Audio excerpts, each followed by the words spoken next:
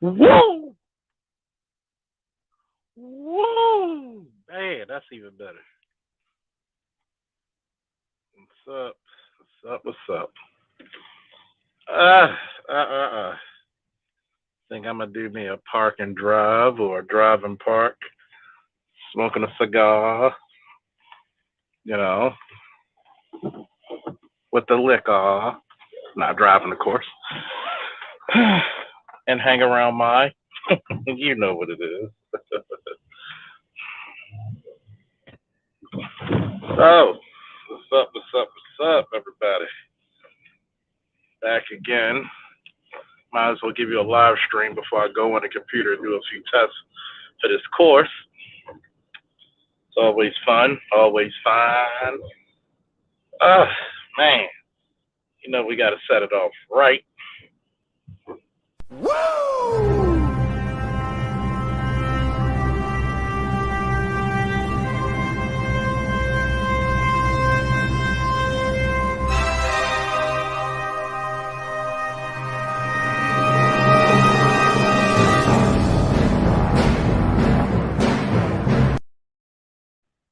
Talk to him, all Mike. Talk to him. Now for a lesson. You may have heard these words before, but I'll teach you what they really mean. Go beyond! Plus! Ultra!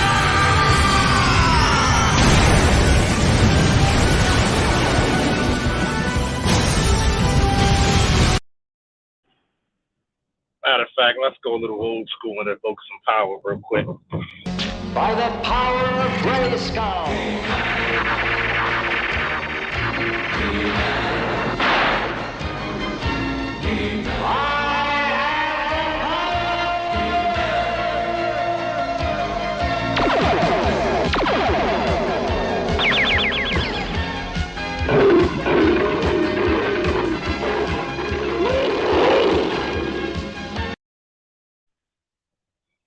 Man, that's epic. Oh, that's epic. We got to evoke the power of this joint, man. What's up? What's up? What's up? So we got in the chat right now. We got Miss Jackie. Thank you, love, for the compliment. Thank you, thank you. We got Broken Blade. We got Terenzo Jones. Hopefully I pronounced it correctly. Might as well do a little quick, long live stream. No matter which one it is, I still got to do my test on the computer, so bump it. Let me know who's watching. Say hello. Say woo. Even if you don't like me, at least say something. At least hit the like button. You know what I'm saying? Oh, man. If those of you who don't know, I am the officer of the goddamn law, trademarked, or at least it's filed so far to be trademarked. I am the suntan Superman, the man, the can, and the plan. Yes, he can. Everybody's favorite, the Baltimore blockbuster, the Baltimore butcher, the nature boy, and the American dream. Charles L. Faulkner Jr. Woo! See, the beautiful thing about it, you know, I'm going to call myself Charlie Puddin' Pie. Kiss the girls and make them cry. Woo! Oh, man, thank you, Broken Blade. Early donating. Thank you. From the bottom of my heart, let's evoke some power real quick. Let's evoke that power. If you don't mind, brother, man. Let's invoke that power. If the power was to be found, god darn.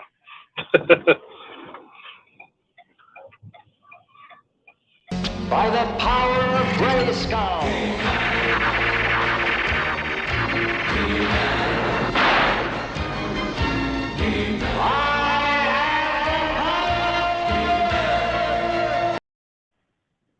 Thank you very much for your support, brother.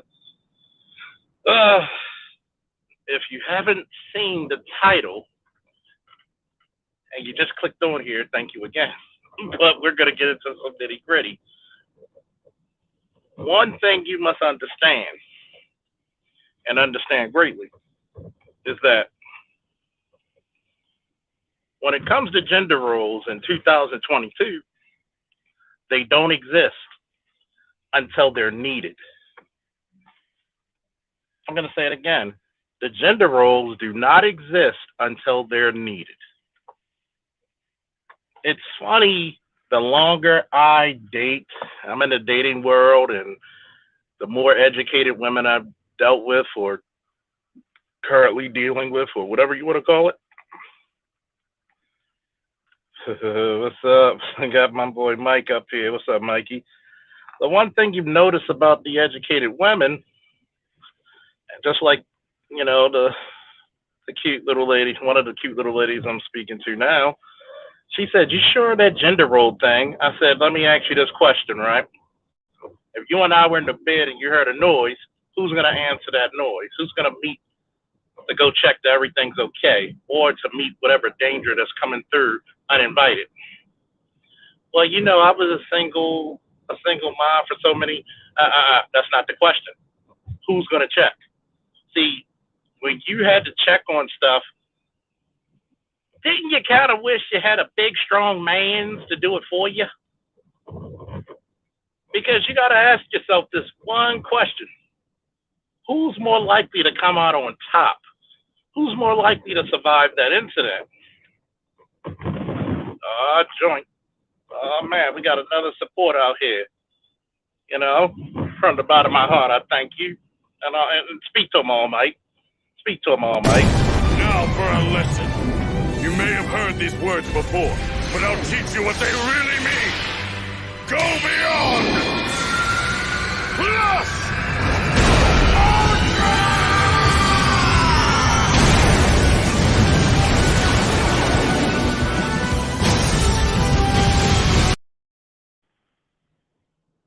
Appreciate you, Electrician 480. See, she was saying that I'm always hipped on the gender roles because that's how I was raised.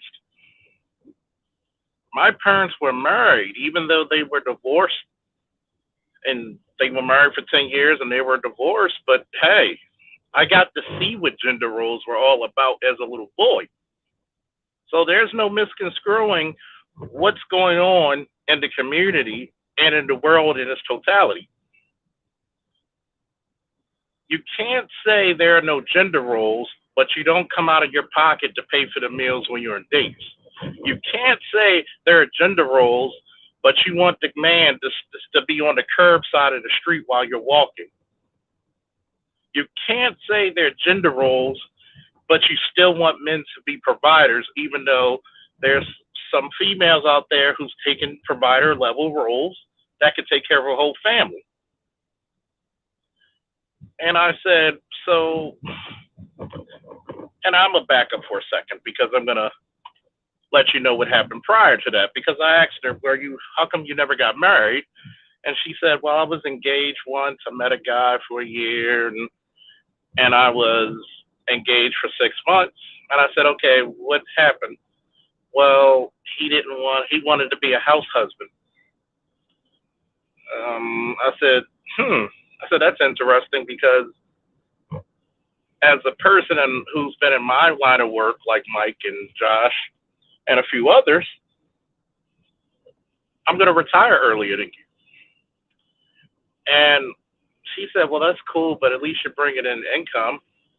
But at the same time, I had to remind her, this is what society is trying to bring to females, is the supportive male. Like I told her, I said, you know, when a woman starts off with her job, her occupation, her education, that she got her own house, she's this, and that's the equivalent of me telling a woman, I can cook, I can clean, I can take care of kids at the home. You know, no, it's not attractive to females. No matter how educated or successful a woman is, she still wants a man that's better than her. Okay?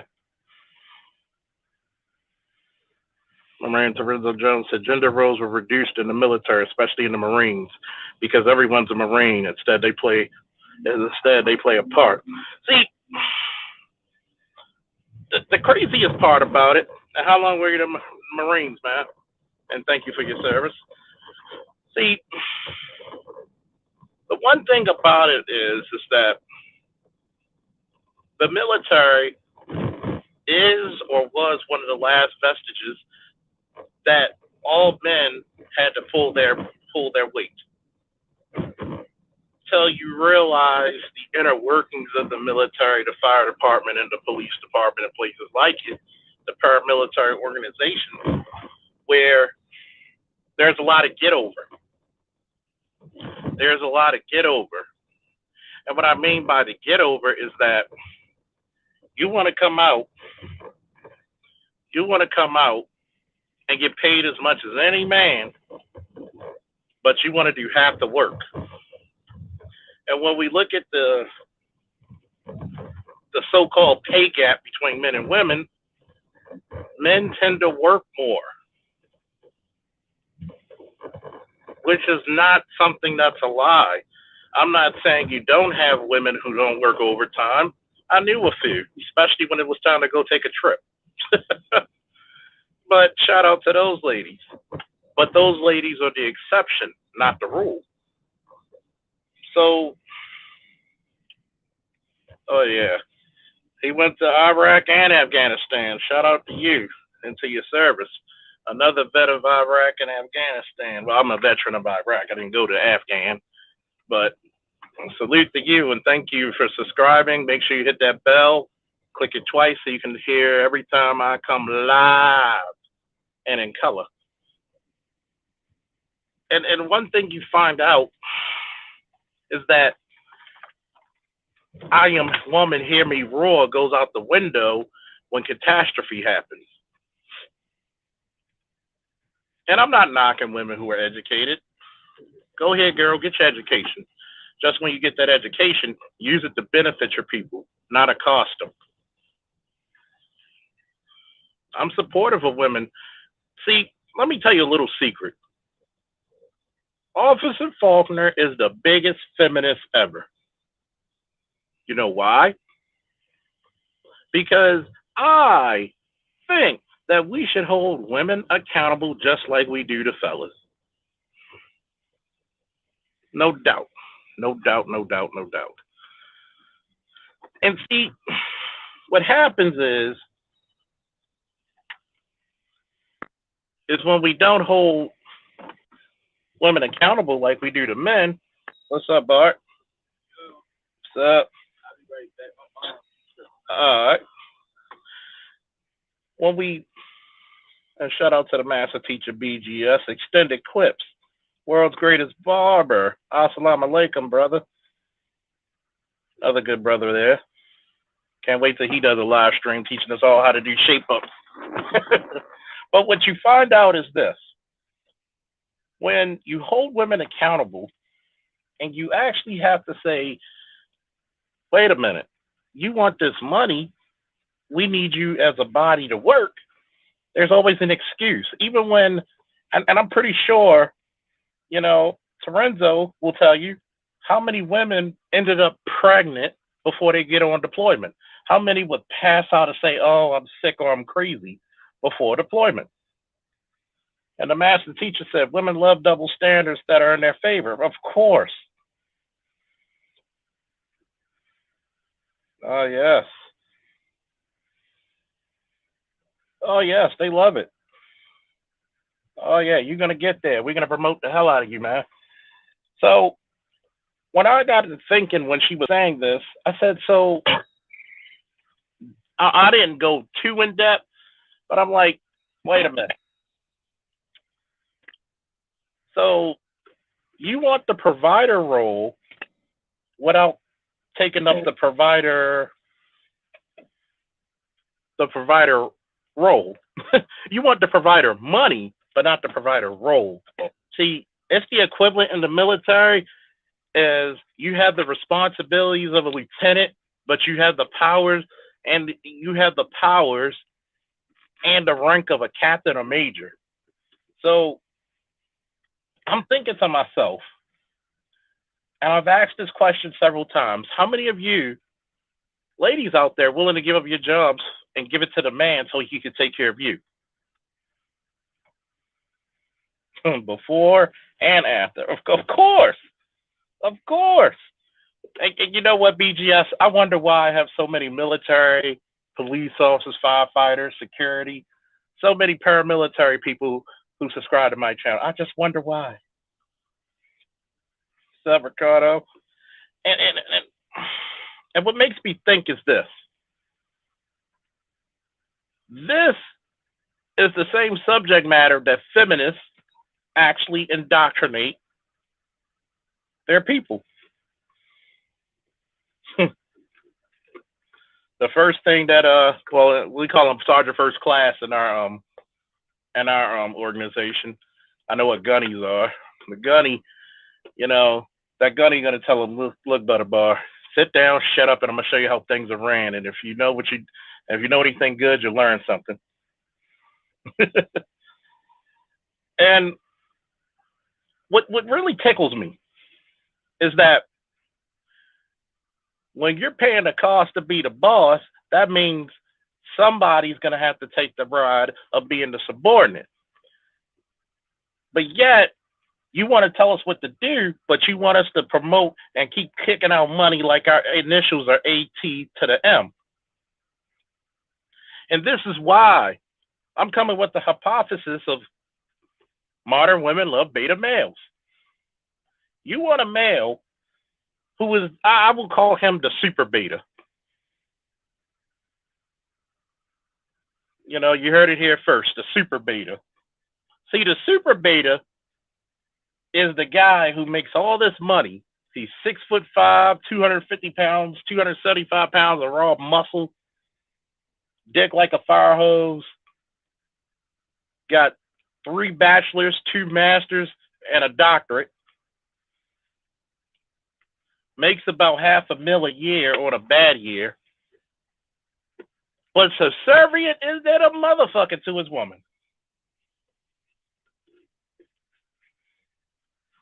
And that's what they're looking for. They're looking for Superman, and the whole time at the Daily Planet, Clark Kent been around him.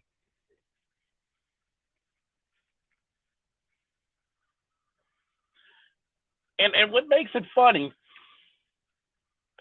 is that you start to learn about modern women is that they're not appreciative. They're not appreciative of the men they get. You don't fight a war with the people you want. You fight a war with the people you have. Yes, Ali. Yes, I'm talking. And what you notice is that I'm thinking to myself, like, you would think, you know, the chick got a nice degree, got a nice gig. How come you're not getting men that match that? Spoiled brats is not.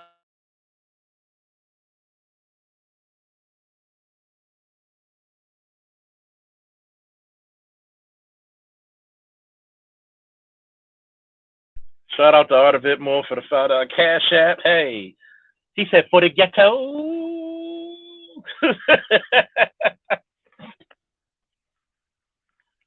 That's leadership by proxy, Ricardo Rodney said. They want you to be the leader in their own way of how they want you to do things. Exactly. See, I have no problem of a man taking care of his wife, his children. But at the same time, if I'm risking my life and limb and working my fingers to the bone, I get the lead. Especially when I've done everything humanly possible to prove that I'm a capable and strong leader. But we know how much capabilities count when it comes to the dating and mating of the Black community. For those of you who's guessing for the answer, they don't much. And what kills me is that there's many subjects I have with buddies of mine, and they're looking at people and their coworkers, and they're like, yo, you got a guy who you're with who disrespects you, cheats on you, but your other option is a dude who makes money in the streets, and we all know that's not legal. And this has a high propensity for violence and destruction. The only thing I would say to a woman, I said, wait a minute. When you look at your options, what are you looking for? Are you looking to say, if I get pregnant by this man, he is going to be a capable father? As my father, Charles Sr., would say, you can't get blood from a stone. No, you cannot. I've tried many times. So when we deeply look into this,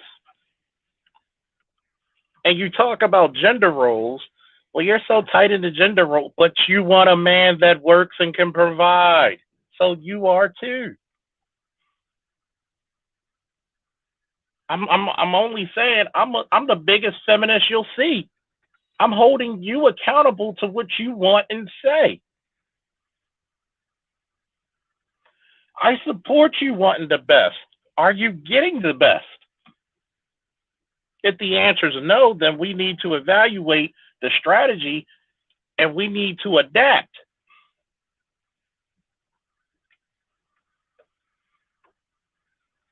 What's up, AJ?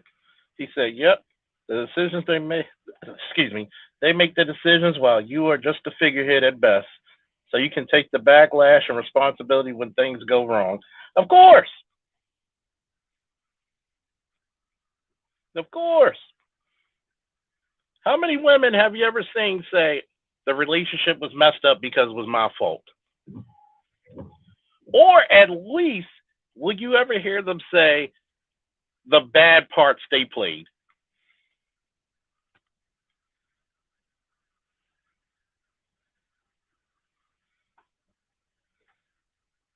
And we got Lady Kareem. Hey, girl. But, you know, when you have a woman who can admit fault, you got something special. You really do. Especially in these modern days. If you got a woman that can admit fault, and not only admit fault, try to correct the situation or behavior, you got something special. I remember Ali was trying to give me flack saying, I knew you were going to answer this post. My boy Murdoch, shout out to Command Sergeant Major. And the post, it was like the little cartoon where you see the guy, the black guy in the bed and the black girl in the bed. She says, babe, I want you to change for the better for me. He's like, okay, babe, I'm willing to do the same if you could do the same. You got to accept me for who I am. If you don't like it, you can go. You can't grow. Sorry. You cannot grow with a person who's not willing to improve or attempt to improve at least. Put a major effort into it. I don't care who it is, male or female. What's the point? You're just going to get into a situation where it's going to get ugly.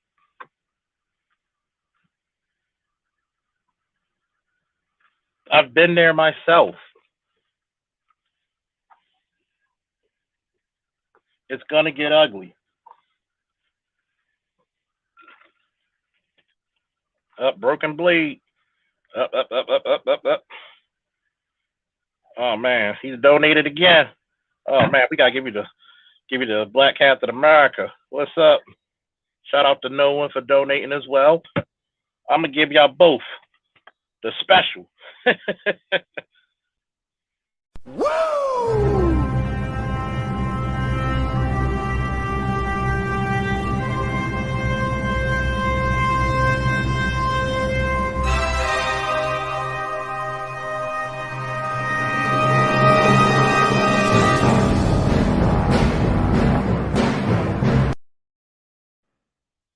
I think y'all love when Bria shakes that thing, don't you?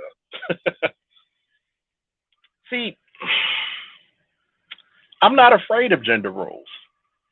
I'm I'm just like this. If you take command, if you put the rank on, you have to take command. I'm going to say it again. If you put the rank on, you have to take command and responsibility and accountability. See, this is the reason why if I got married, you're not allowed to hyphenate your name. It's like the mob. You in or you out. Blood in, blood out. No, we can't do that halfway bullshit. No, do you know how hard it is to change my name and to get all my stuff changed? Do you know how hard it is to take care of you and protect you to the point that it costs me my life at all times? And you worried about that? Oh, man. Good night, electrician. Go forth, be prosper, rest easy. But yet, when you talk about these gender roles, it's the fact that, I got to cook after I work. There's plenty of times I had to cut grass after I work. I had to stop a leaky pipe before I work, or at least stalemate it till I could get it fixed, unless I could do the fixing. There's many a times I got to paint and do all kinds of stuff, so what's wrong? For some odd reason, modern women don't see it as an important role to worry about the nutrition and the health of the family that women traditionally held for eons, which is a very strong role. We getting invaded by the Marines today. What's up, Marine? Hoorah. When you need to kill every goddamn thing in sight, send in the Marines. When you need to kill everything in sight and stack up, make infrastructure, put up a McDonald's, put a swimming pool in, send the Army. Oh, my God. It's funny to me because you can't pick and choose when you want gender roles. That's the equivalent of a military person saying, I don't want to fight. Well, motherfucker, you signed a contract to do so. So something's going to have to give. Either you really want husbands who are capable of leading the family to prominence, or you just want figureheads. I'd rather you just say what you want because you'll probably get it. I wish women would just come out and say, I just want a simp. I just want a beta man. I want a guy to make all this money, protect me, and do what I say. But here's the problem. You don't respect those type of guys. See, the one thing about men, we know starting early in life that we can't get everything we want. See, that's the part about masculinity y'all don't envy. You envy the power, but you don't envy the principle. You envy the strength, but you don't envy the sacrifice. You envy the action, but you don't envy the accountability. What's up? What's up, truth? And when you really look at it under a microscope, ladies and gentlemen, oh man, we gotta salute the doctor. The doctor's in the house. The doctor, we feel so sick. All together now. Whoa!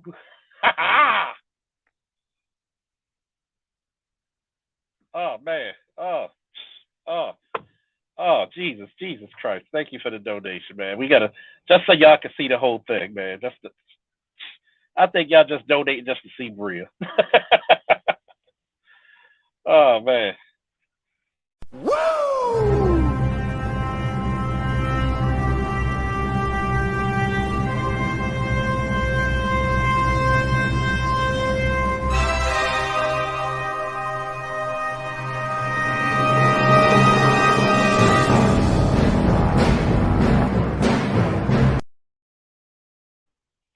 Thank you to Renzo Jones.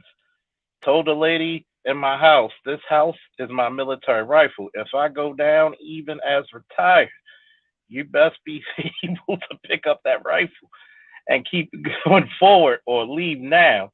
She's in psychological boot camp now, 3 years strong. Hoorah. Salute to you again. Oh, man.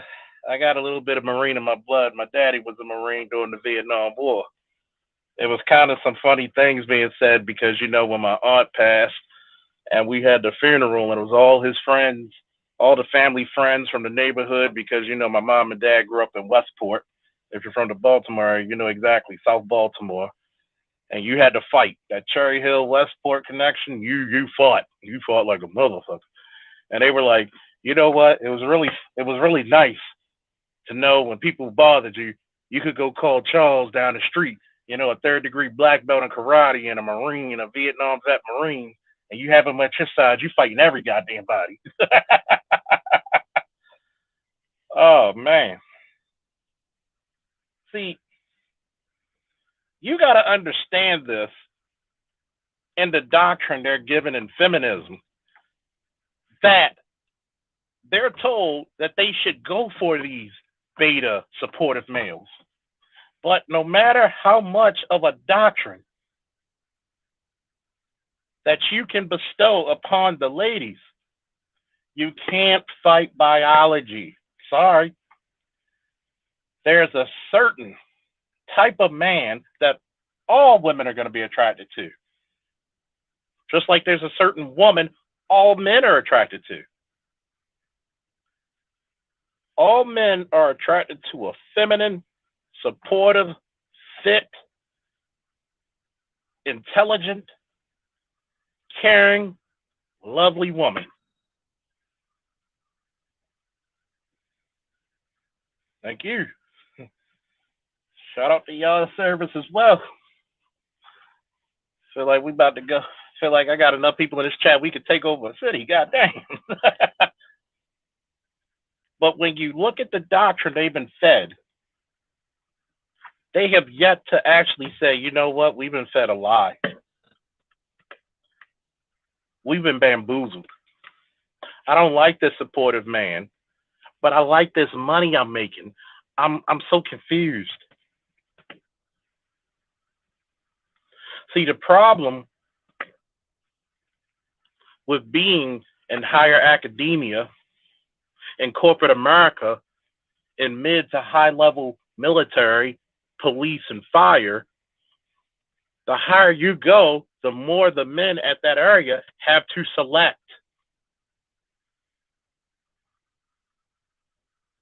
And those men are going to be very traditional, very staunched gender role in their beliefs.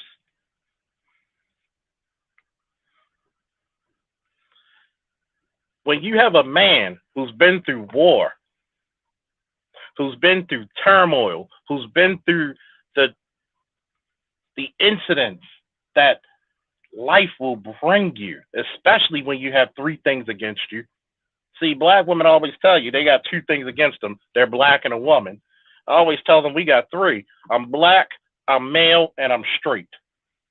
Somebody write that in the chat, please. I'm black, I'm male, and I'm straight. I'm not knocking any of the homosexual brothers, but guess what? You're getting the jobs. And I like to quote Dr. Umar Johnson years ago for what he said, which really holds true today. He says, first of all, they're putting the black woman in the role to demoralize the black man. He said in 10 years, the prominent role is going to be to the homosexual black male. What's up? Thank you again, Aqua Dragon, and yours truly, John. And see, I have no gripes against the homosexual class, but I'm going to tell the truth regardless if they like it or not. Because I don't have to hate a person for who they take to bed. That's your business. I don't even have to dislike you, but I'm going to question your loyalties. Are you your sexuality first, or are you your people first? Because once again, I'm asking this question for the LGBT community. Why don't you pull James Baldwin up as one of your forefathers? Y'all never speak about him because you know his stance and where his work was going towards was not what he took to bed, is what his people were going through. In the words of Dr. Umar Johnson, well, if you like him or hate him, he said it best. You're looking at the battle between the right to do a certain act versus the right to be a human being. Woo!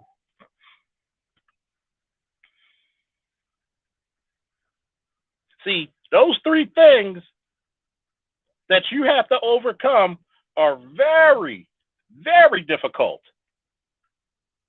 When only 10% of your boys reach into the 8th grade can read. And if you get a black man who makes $50,000, I've said it once, and Mr. Z always quote me, you better kiss his ass because that man's a superhero. He's literally at $50,000. You're basically almost making twice as much what the normal everyday man is making.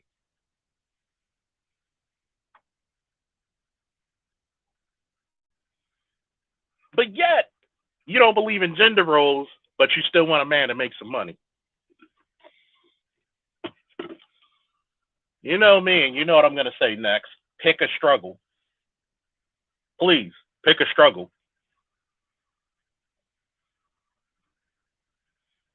You can't have the sunshine without sometimes getting the rain.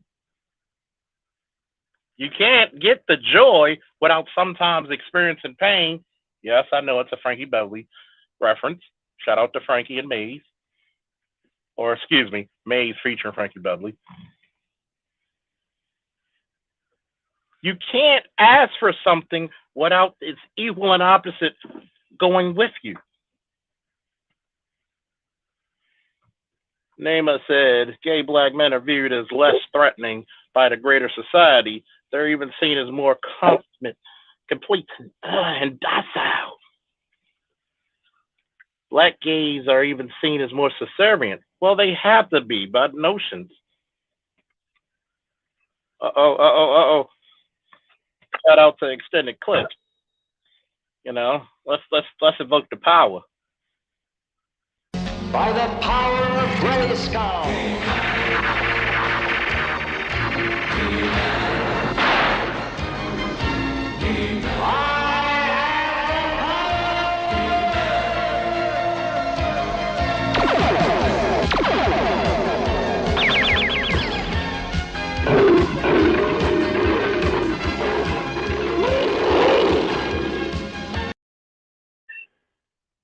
Oh yeah, by the way, for those of you who are not 80s babies, y'all don't know how hyped that shit used to get little kids.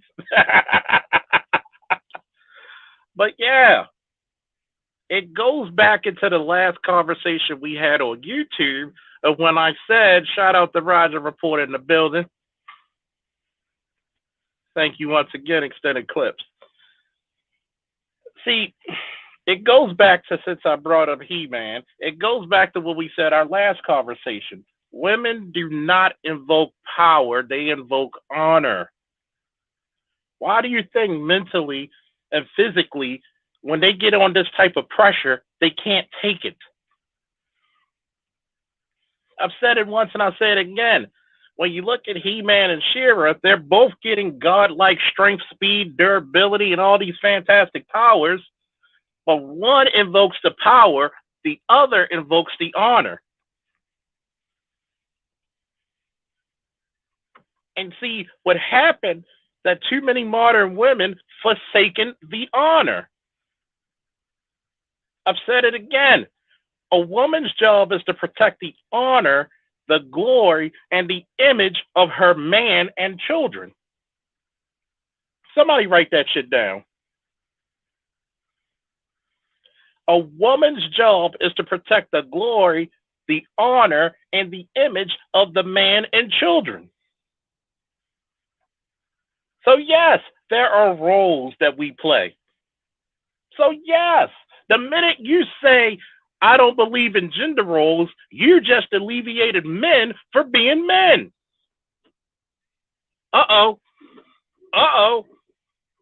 Uh-oh. Can I get a woo in the chat? But y'all don't hear me, though. Y'all don't hear me. Woo! When you say you don't like gender roles, you just alleviated men from their jobs.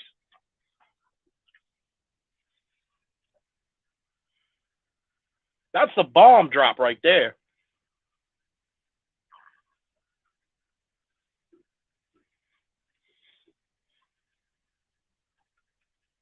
When I find that clip, I'm going to play it, Namer. I'm going to find that clip.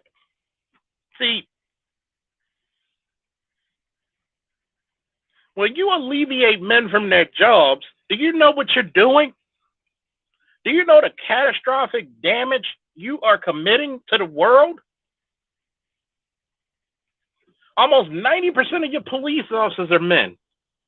Almost 90% of your military personnel are men. 93% of your firefighters, EMTs, and paramedics are men. 98% of your construction workers are men. Do you really want to alleviate us from our positions since you don't believe in gender roles? Do you know in FBI statistics, a child is 3 to 5 times more likely to suffer sexual or physical abuse when there's no father in the home? Do you really want to alleviate us from our power, from our positions?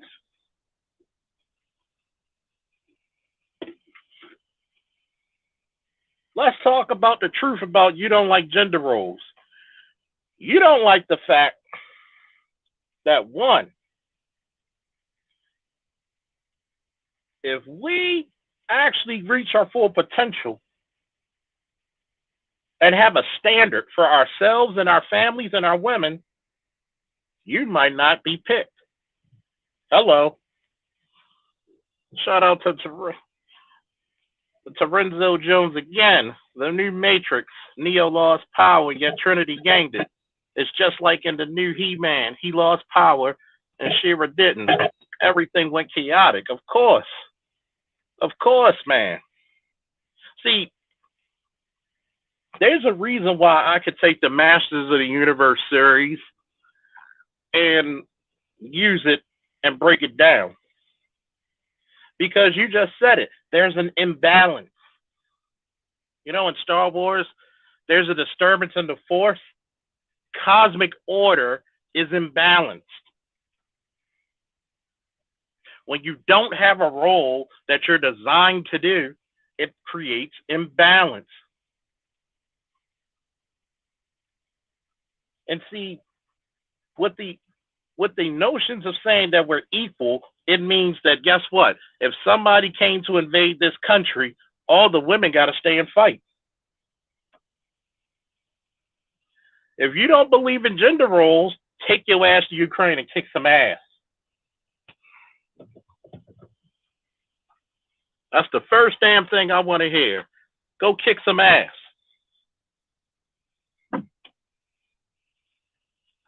Don't come to me talking some bullshit about, well, we have it hard out here. I mean, hell, we're men. We got dicks. When it gets hard, we either say fuck it or we beat it. I mean, simply put. You got to realize something. Men do not have an option to run. Because when men have to run, guess what happens? You're taking over. You wonder why men have the roles of protectors. One, we're built for it because we're bigger, stronger, faster, and more logical. And men are going to make the sacrifices women usually don't make.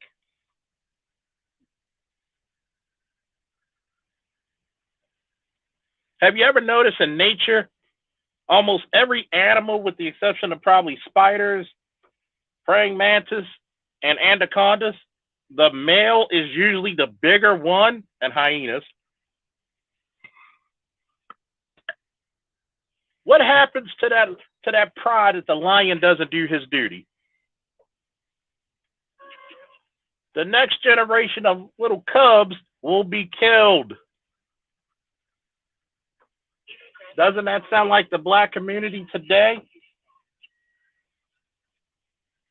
I'll wait.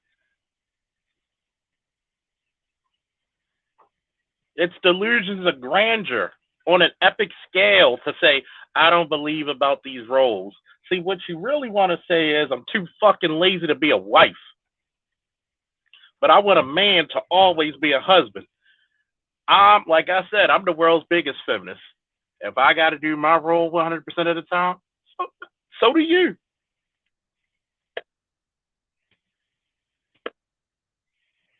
You cried. You didn't even fight for equality. You cried and whined for equality. It wasn't good enough that black men took up arms in the Civil War and freed not only your ass, our ass, we freed fucking Lincoln's ass. You couldn't appreciate having a man that fucking diligent and strong.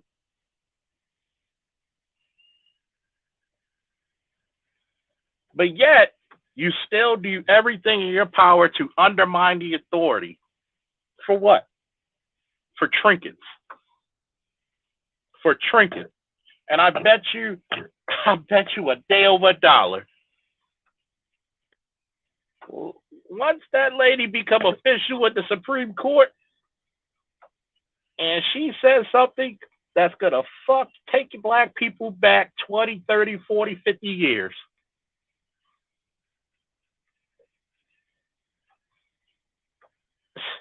Come on, Damon. They ain't going to go that hard in the paint. They are not going to go that hard in the paint. If you don't believe in gender roles, then you should be for the draft. I don't see women. I don't see the feminists crying. Hey, hell yeah, let's go to the draft. Let's go to Ukraine and go kick some Russian ass. Hell yeah.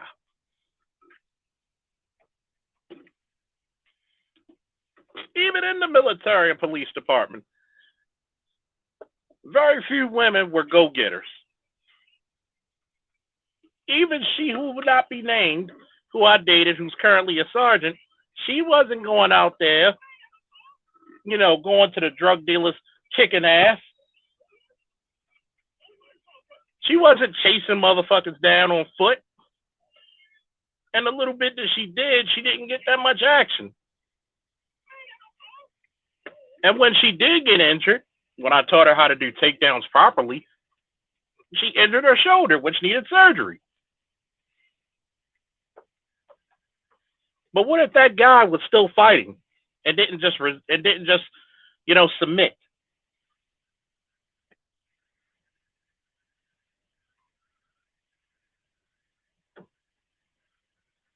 And then, God forbid, if something like an invasion happened, women are called the spoils of war, just like gold, treasure, and all kinds of valuables.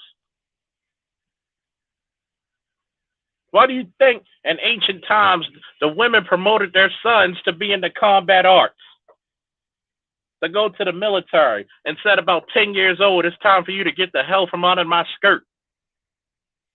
Because they knew there was a role for you to play. See, it was the women who actually who actually encouraged their boys to fight, to go to war.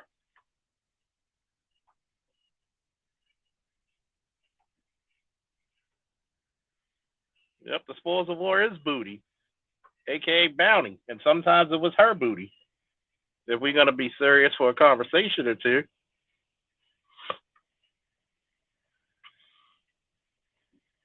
Let's look at the Zulus. When Shaka Zulu got in power, he had them running 25 miles barefoot.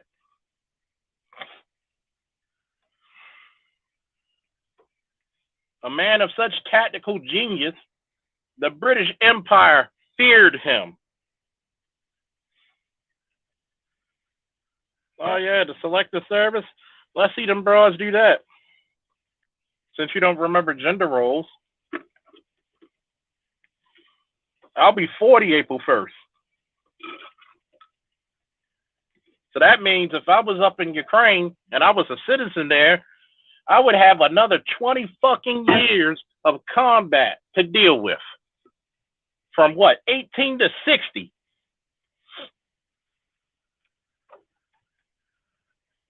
But you've seen them. You've seen grown men crying because it might be the last damn time they see their kids.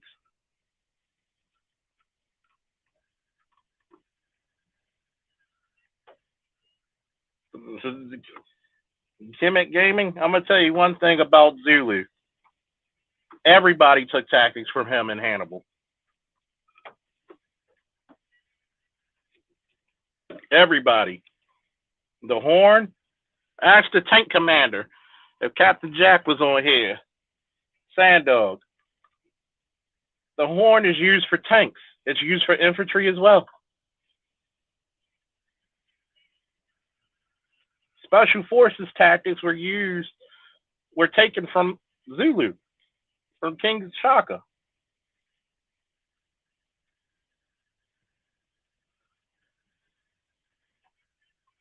Broken Blade said in Sparta fell when they yielded all government positions to women. They squabbled over land, resources, and gave zero fucks about the people. What you think is happening now? When women have to take up arms and women have to make decisions, guess what? They're at their most fucking unhappiest.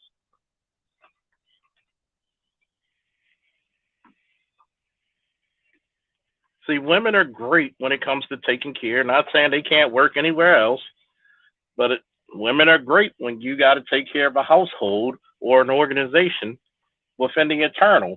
When you're thinking about something planning 20 years for the future, got to get a man to do it. Just how we're built different.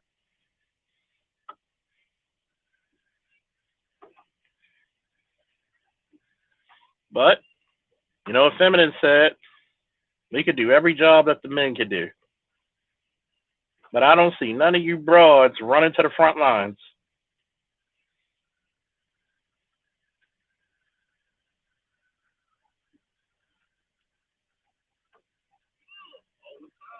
I don't see it. I'm waiting. I'm waiting for it. But you don't believe in gender roles. But yet you're still looking for a man that can provide.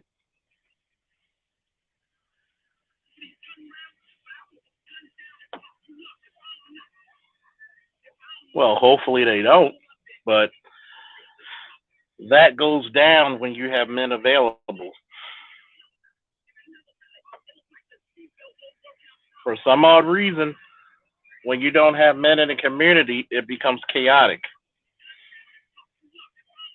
Very chaotic. The entire military is the war in heaven, as the military and what is that? What is that? Argon, a spiritual entity. The U.S. Marine Corps and the Army is the body. Air Force and Navy is the inside functions. Yes, it is. Namer said, "So you think you be ready to be the boss? You think you ready to lead? Huh? Well, go get him, Tiger. Yeah, go get him. You know what? You know what's funny? There's a reason why women don't give a lot of the men to children, especially in our community. Because once you give the men to children, they're going to do better. And they know that man's going to do better. You know why? Because you already got a lot of hatred against you. You got a lot of hatred against you. And black men have went out of their way to prove that we can do it.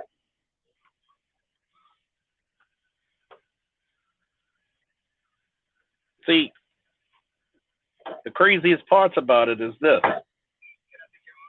When black men are given a chance to do anything in life,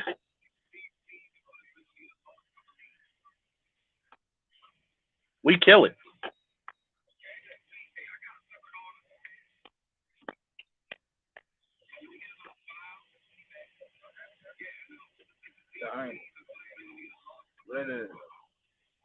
Co-worker. When black men get a chance to do anything, we kill it. Shout out to Mr. Meach. No Rosie the Riveter flexing their muscles when there's a real danger. Draft anybody? Of course. I'm opening it up for anybody who want to join the panel. See what's up.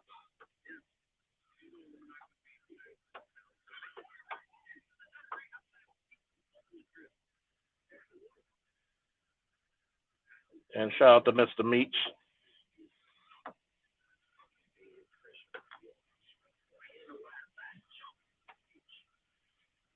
Gotta give you a salute. Woo!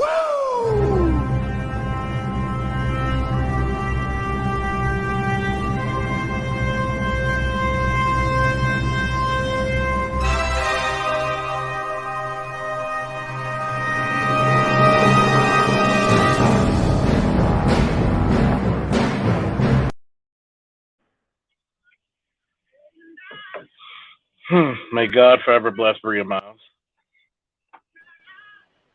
Name her. What's up? Woo! What's up? Chilling. I just wanted to say something. If somebody were to tell me they don't believe in gender roles, I just look at them and say, "Oh, really? So if this was figure skating, could I count on you to lift me and swing me around like I would be doing to you?"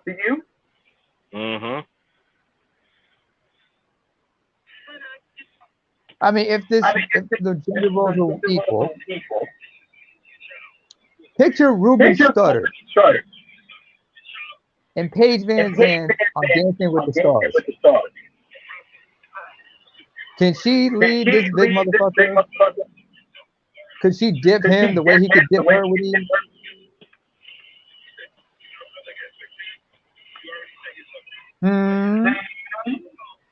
Hell no. Hell and no. There's a lot. Only way this will work if it was China and Muggsy Bogues. If there was a Paris figure skating thing, and the roles would work.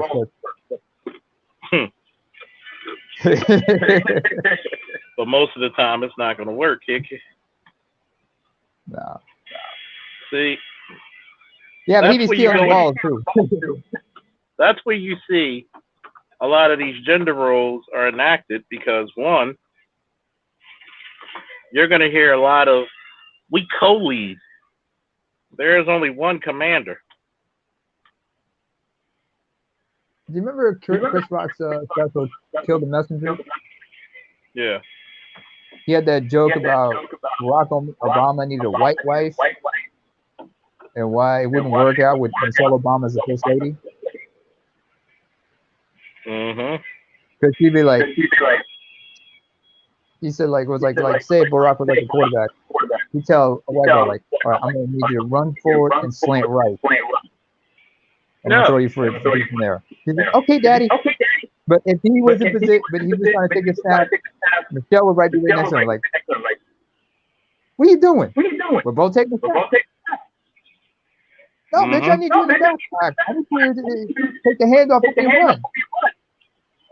What's wrong with you? Why do you want to be in my position? Because they only see the benefits. They don't understand the responsibility that comes with it. Like, why do you want to be in my role? But understand when they want equality, it's selective equality. You don't see women want to put on a hard head and go down claustrophobic manholes and try to work for the phone company. No. Work for the public sanitation and whatnot. Hell no. You ever seen the show Dirty Jobs? Dirtiest Jobs, yeah. right? Oh yeah. How many women are in this part-time position? None. I mean, you know where I come from. Let's be real and fair. What my mom's generation had to do. Because they had to do it. They knew it was a choice they made to fight alongside the men, but they didn't think that they were better than the men. And when they talked about egalitarian, they understood that equal benefit and equal responsibility. But there were certain exemptions. because they understood male and female growth. At the end of the day, they're still socially conservative folks. Yeah. Most of them Because were at the- raised conservative by their parents. They had most of them had their fathers until the fathers died early, so they learned how to respect men in their societies. At the end of the day, those men had to play a really big role when it came to the war. Even though there were some women who had to fight, a lot of them And had to women take in care of leadership. kids. Yeah. And see, what happens is that a lot of this feminist rhetoric wants to downplay the role of men. And notice, men never really downplayed the role of women. We just said, stop bitching sometimes. Like, trust me, if you want to come out here and do it, do it. If you want to come out here and do the job, do it. We'll hold the door open for you. But don't complain when it gets hot and heavy. I remember it was Dante Nero, that's Patrice Nero's brother from another mother. He said, like, now understand, Dante is 6'1", 300 pounds. What's up, Right? BMT? Yeah, it was good, bro, partner. Anyways, I was saying, Dante is 6'1", 300 pounds. Understand that, folks. So he said, if women are equal, could I trust a female firefighter to carry my ass out of a burning building?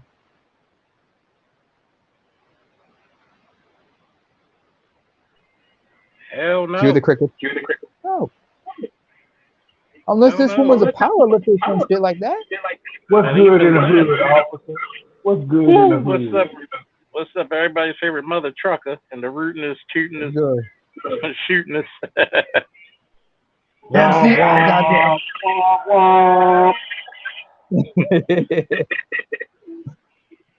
Rootinest, tootinest, shootinest. And I mean, you gotta take it in. mind right now. You gotta take it in stride. Like, you want all this power, but you're scared to wield it, and you're not strong enough to take it. So you gotta beg and plead and, baby, I want to be equal to you. Okay. When I don't want to get up early to take out the trash, you do it. And notice what they're going to say. Well, I've been single and I had to do it. If you had a choice, would you still do it? No. So stop lying. Man, but I don't need a man. Says every woman until they get in trouble. But go ahead, fellas. I'm gonna say this. I mean, like, women in Israel, they have the draft, but they don't bitch about it because they do what they have to do. Because given the circumstances, they realize the women understand, like, we're surrounded by enemies. Our men have to fight them, and we have to fight them as well. Especially considering that, what was it like during the Second Intifada? Then you started seeing the phenomenon of female suicide bombers. And that's when they really had to step up. Nothing against the Palestinians. They did what they had to do. I understand why they did what they had to do, but when women started getting more involved on either side, they realized, we got to step this up. But a lot of people started to, like, have an intrigue or more of a fetish regarding Israeli women.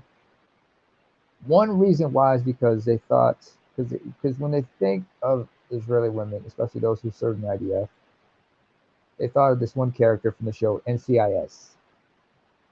Diva David, played by Cote de Pablo, Chilean woman.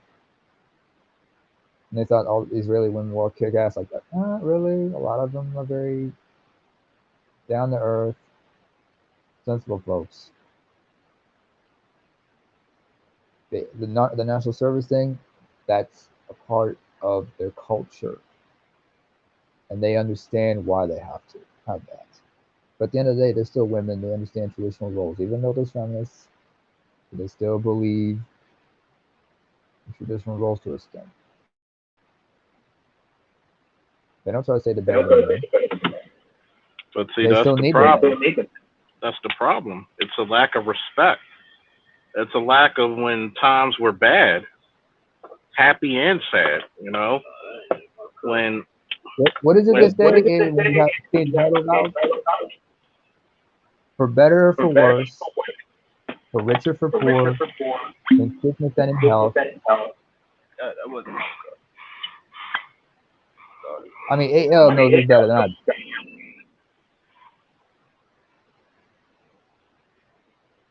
AL?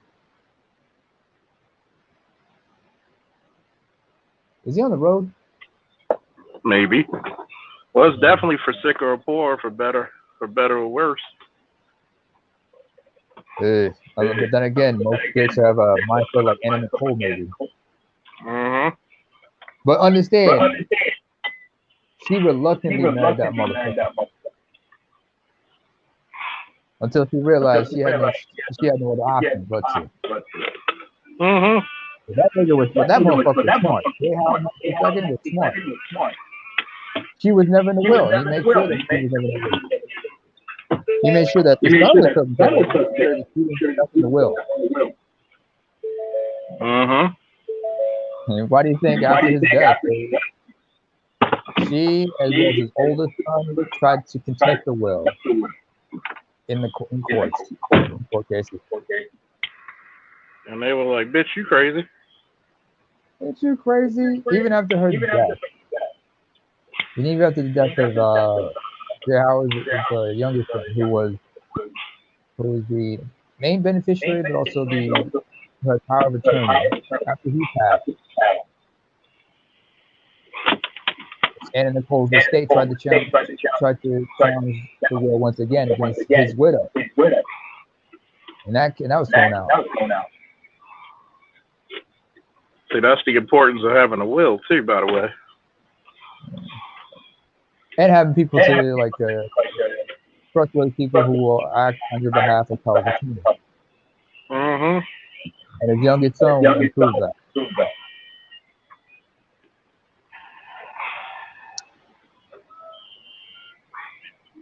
Now, excuse me, Fogarth, but I need to digress here for a minute. Oh, digress. If anybody want to come on, I'm going to put the link in the chat. Come on up, have a conversation for a while. We're not taking this shit from these bars no more. Who is that on the TV radio? And see, the craziest part about it, I know people's ears and eyes bugged out when I said I'm the world's biggest feminist. Because I'm going to hold you to what you say you want. Mm-hmm. And we're going to see if you really bout it. Shout out to Master P. We're going to see if you really want to do this shit. Well, what's so hard about being a man? Every time you walk around the corner, there's a possible fight. You lived in the hood. If you're a black man. Uh-huh. If you lived in the hood, everybody's going to fuck with you, but the girl gets a pass. What was Everybody's going to. He said, every time I leave the door, every time I'm out of the house, I realize there's always somebody out there who's going to either try to rob me, kill me, or try to put me in jail. The fact that I came home in one piece, be grateful for that. Start sucking a dick. Daddy, home.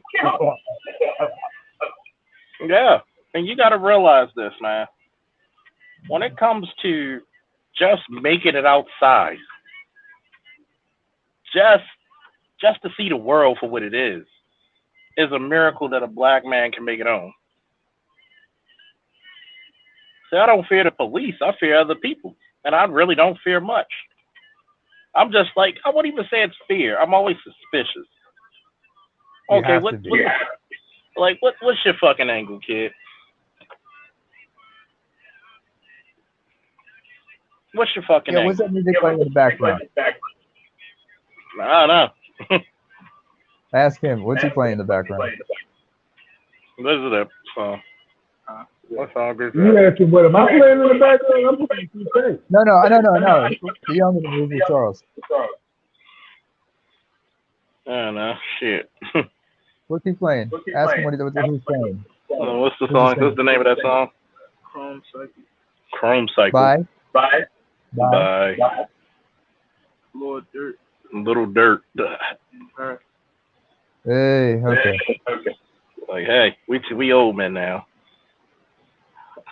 Oh, it's okay. I've been old since I was 20. If only we had the snowman up here, he would probably sum up how I feel. I hope he's doing well, man. Oh, he's doing good. He just He gonna kick cancer's ass. nigga, look at it this way. Like I was on the show early. I took on the show early today, and I told him, man, you gonna kick this pancreatic cancer's ass like Shaft kicked breast cancer. Mm-hmm. Now there's somebody a lot of people forget about. Everybody keeps falling asleep on. Richard Roundtree. Male breast cancer. Understand? He got diagnosed in '93.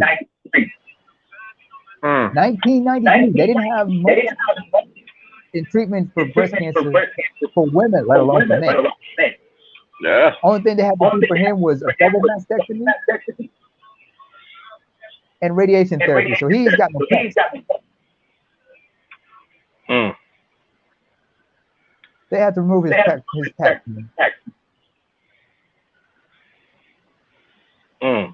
Because they were scared it could spread to the other side.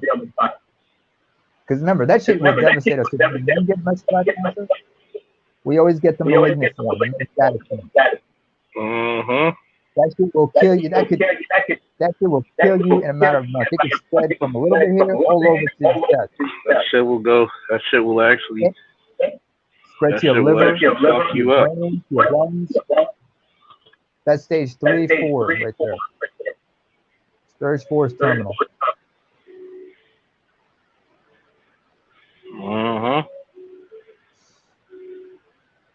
Like I'm gonna tell you. You gotta kick that. You gotta kick, the chances ass like that. He's gonna come out of that like a bad mother. Shut your mouth. Wait. Gotta come out there. Gotta come out there kicking ass and taking names. Come out there, kicking ass and taking names, man. Oh, and there's a shout out to Jody, as Isaac Hayes said. Shout out to Jody. Jody. No, not like that. I mean like this. Like Isaac Hayes once said, he's a complicated man, but no one understands him like his woman. Jody.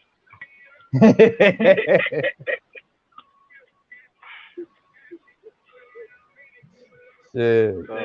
But I just realized he's getting surgery that same day. I gotta call my mother. Yeah. Turned 64 then. That very day is going under the knife, April 4th. My mom turned 64. 3 days before then, I'll be 40. 40. My mother would look at you, if you told her you were 40, she'd just look at you like, I could have had you. I could have been your mother. I believe her too. Yeah. Now, how old would she be? You'd have a hard time believing because she's 5'5", but just like she's in her 60s, she still looks like she's in her 40s. That's how my mom is, and she just turned 63. Yeah. My dad turned 65. See, my dad was born February 21st, 1957. My mom was born February 23rd, 1959. Okay. Both of them Aquarius. Yep. No, actually, they're Pisces. Pisces. So a lot of fish slapping was going on in their marriage, huh? I don't even want to know. Okay. No. I wasn't talking about the good times. I was talking about the tough times. Oh yeah, they were some tough times. There's some tough times. That evil fish, baby. Hey. Everything they say about Pisces is true. Yeah. Good people, though. Rough, they're good people, but they realize they have to roll eventually it didn't work out. It's nobody's fault. They had to divorce. Because it was best for them, and it was best for y'all. Gotta have your senses back to you, man. Gotta have your senses back. Hey, I remember Nas. If you ever listened to Lost Date, the last song, Papa was a player. He talks about his father. In the third verse, what's up? I'll be 40 April 1st. April Fool. Hey, he was doing April Fool's Day, but he was born no fool. Yeah, I got to deal with all year round fools. Yeah, that's true. but you were Aries. You that ram. Ain't nobody want to get them horns. Here it is. It's like BGS is right. That damn Cancer moon tamped it down sometimes. So you get on my nerves, then you're gonna get the horns. Only way I probably get on your nerves if I talk shit about Ray Lewis. Go ahead, talk to Ray Lewis in his face, talk shit about him. I would not, because you see that motherfucker? He still look like he could play. Oh man! Remember his final season? When he left. He went out with a Super Bowl ring, but remember he had to wear that brace on one arm because he tore his bicep, was it? Yeah. Now that's playing tough. He was going to go out on his shield, basically. And I think I know where he got the inspiration from. What's that? If you remember his rivalry with Eddie George. What's up? Hey, yeah. Khalil, what up? You remember one game in particular? Eddie George. Oh yeah. He got his shoulder separated. He just looked at the sideline dog and said, "Pop it back in." What? Pop it back in. I'm going out there because they were both leaders, and he said, "I'm not hurt or not. I'm still gonna lead my team." Oh yeah.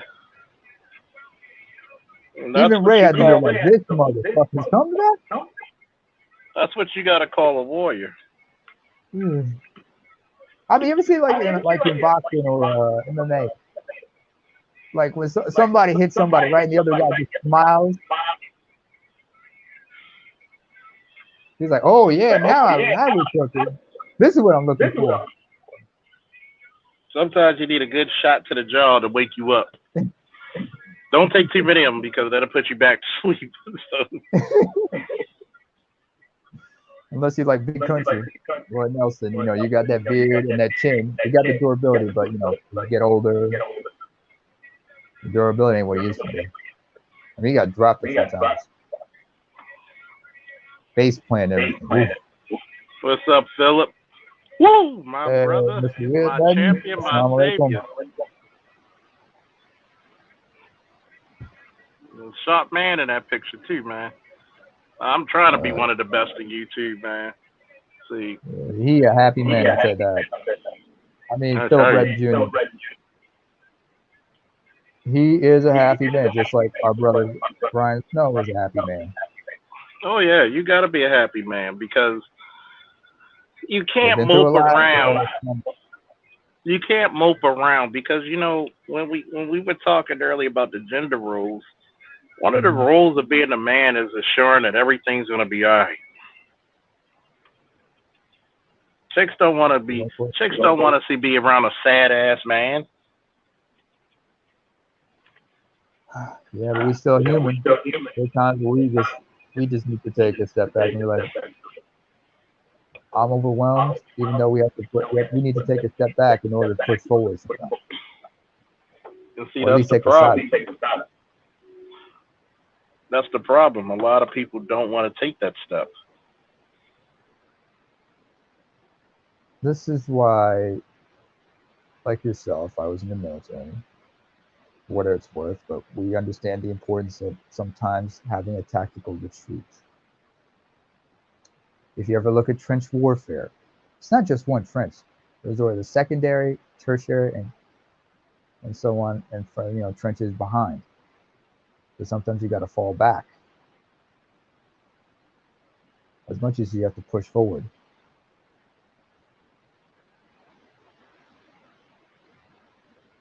Yeah, those are Charles.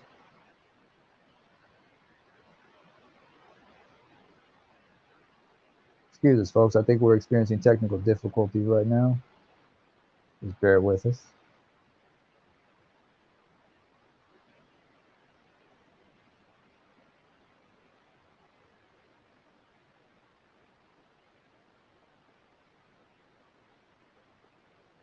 Al, you still there? Al? Yeah, I'm here. What, he split for a second?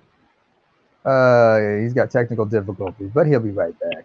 He'll be right back. Yeah, no. Only reason I wasn't talking to you, man, because I'm in a high stakes game on 2K right now. But I'm listening to you, boys. He back. There you go. They go pretty black ass. Uh-huh. Hey, what's good, Chaos? Hey, what's good, man? What's good, Charles? Are you okay? I'm good.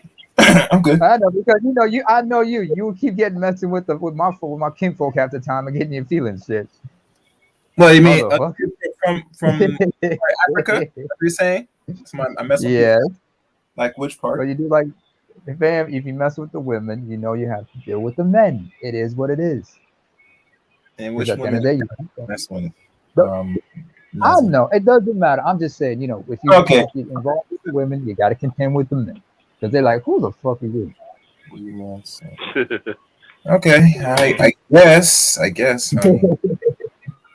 I'm just fucking with you. But with protection, that's good. For what it's worth. That's good. Gender roles. In favor, Charles, that only here in the West, gender roles has been backwards for some time now. Outside America, we have these issues with gender. Everybody plays a role. Last my check. God willing. Only up here, you find people could be cats and dogs, trannies, you name it. You could be anything you want.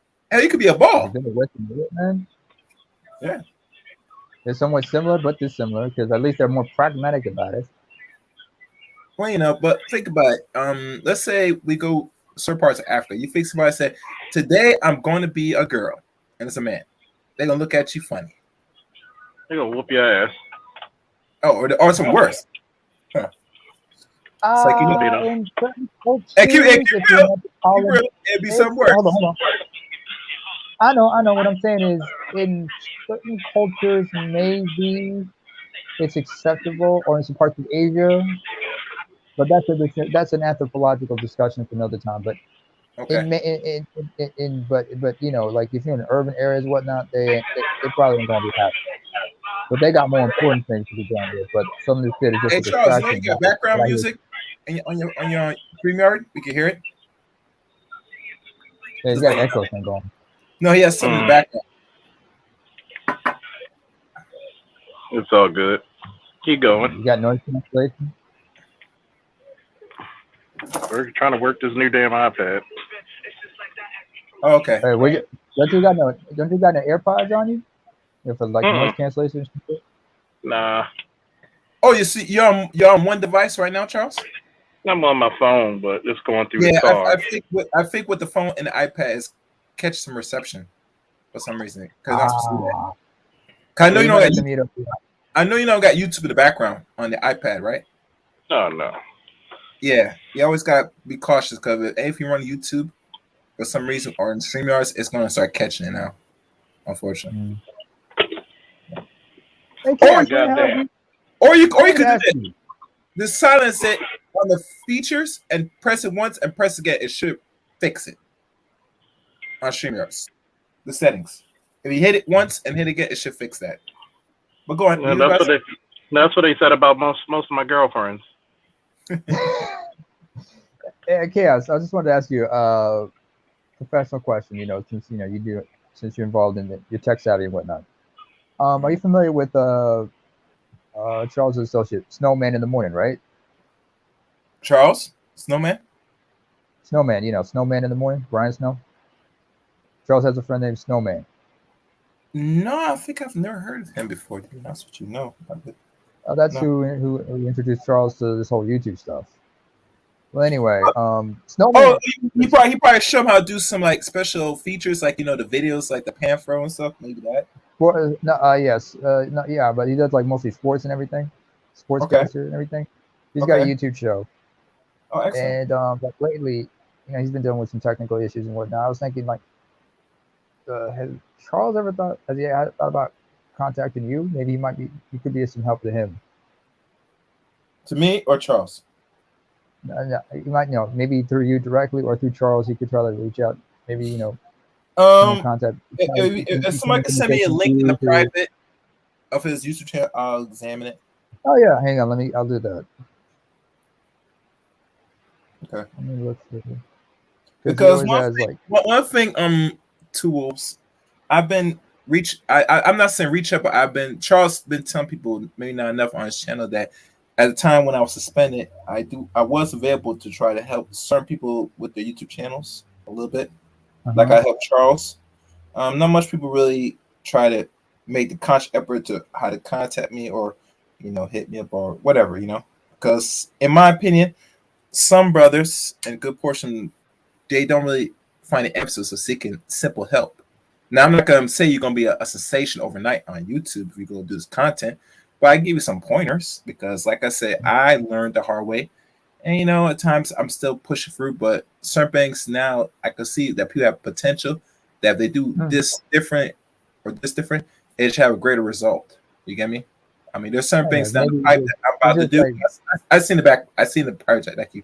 There's certain things now that down the pipe I'm probably going to start doing in regards to the step up of certain qualities of this channel in a degree, but that's something that I'll reveal down the line. But overall, if people create channels right now, there's ways to make this worthwhile to what they're trying to get out. And it might take a little work, and usually it might need budgeting, or it could be some of your time. One or the other, depending on what their channel is about, then I could probably work with them there.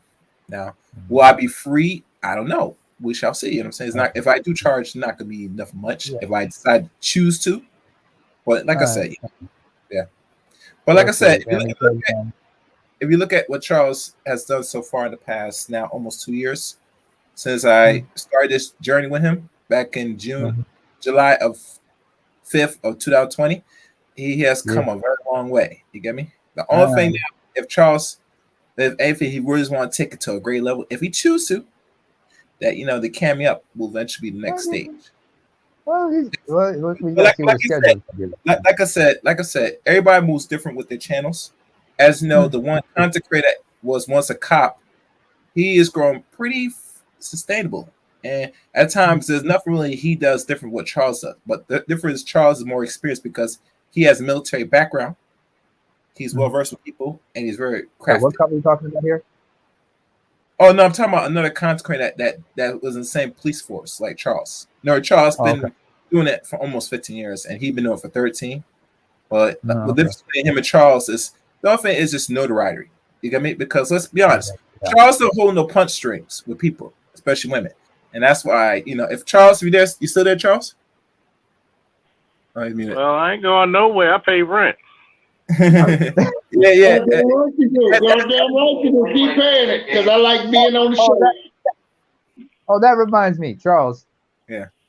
In homage to Frankie Faison in Coming to America, but your rent's due, motherfucker.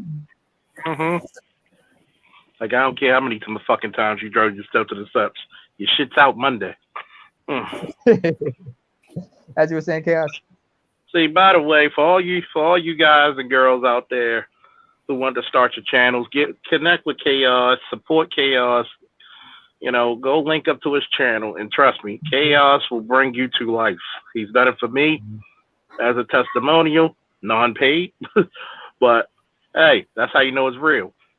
Salute to Chaos, the chief engineer. He will get your channel right. He will get you running. He will help you get the numbers you need. Yeah. Charles, you said you got a new iPad? Oh yeah. Did you play 20 questions with the salesperson, or did you get it online? I went to Apple. I actually got it. I actually got a real good deal on it because this is the one that the new one just came out last week. Oh, that's cool. Because I got a new tablet myself. Here's an old song you probably remember. Hey, here, dude. Come on, man. Come on. Hold on.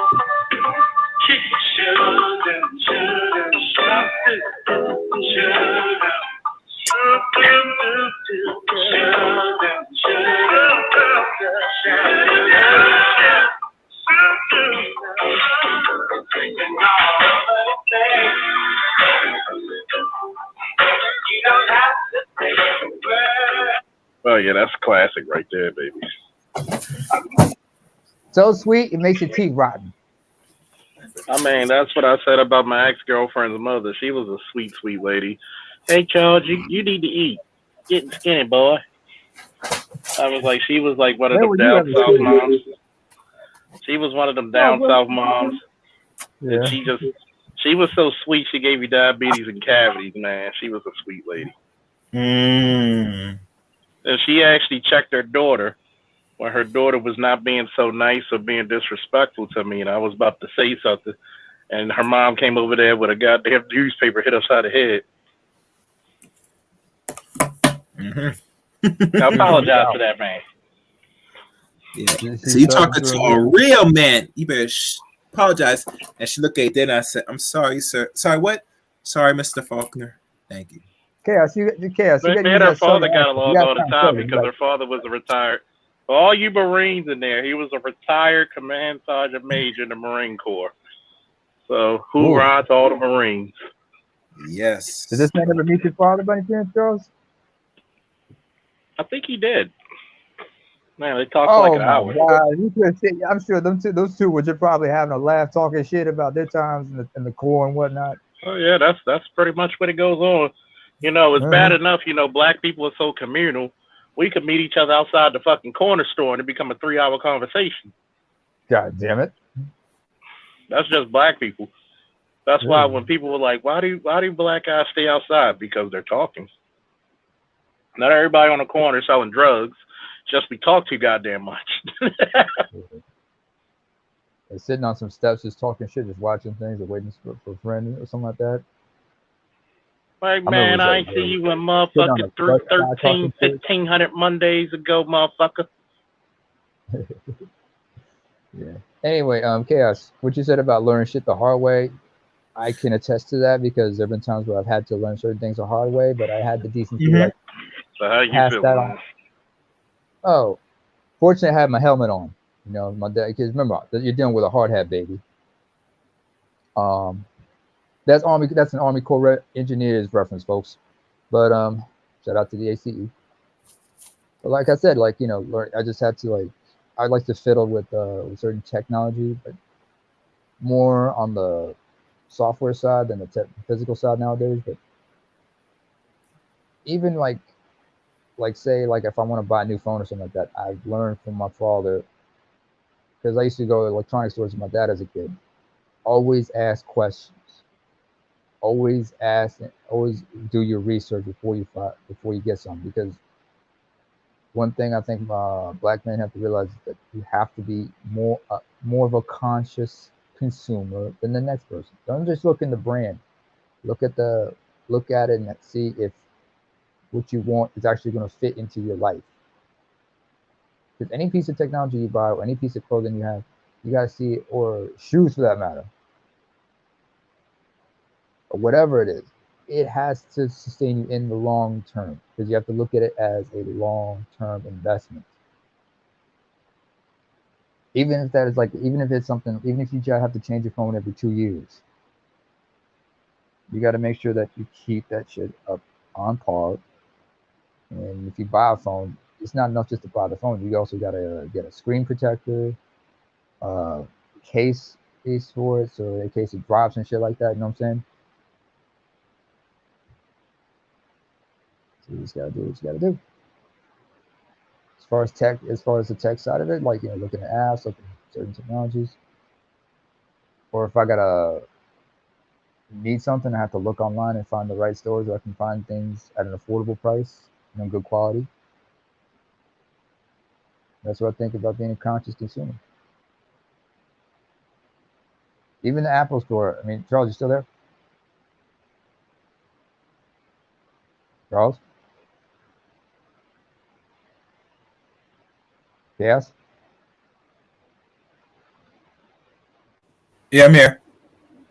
You said something? Go ahead. Like I said about, being a conscious consumer. Mm-hmm. It's like, sometimes you buy something, you got to be sure to ask the 20 questions about the specs and everything. And how does this fit into whatever you're trying to do? Like, even to say somebody like trying to set up like needs equipment for a podcast, at least they got to go there and ask questions, right? Yeah. It's not just the price you got to look at, also how compatible the equipment is you're going to need to do whatever it is you're going to do. I mean, even construction, even like even barbers, because barber always has his tools for his trade, right? He's got to go to a certain store. He's got to go. There's like certain shops where you got to go and ask for to get his clippers, his razors, and everything. He's got to ask the questions. He's got to understand the quality of that particular brand and everything. You're only as good as the tools you got. Even if you're a hunter, you got to go to a gun store and ask questions every time you get a rifle or something like that. And ask for the bullets and shit.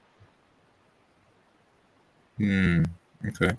But like you said, learn shit the hard way. At least when you do, you try to pass it on to the next person to help them, so they don't have to go through the same bullshit like you did.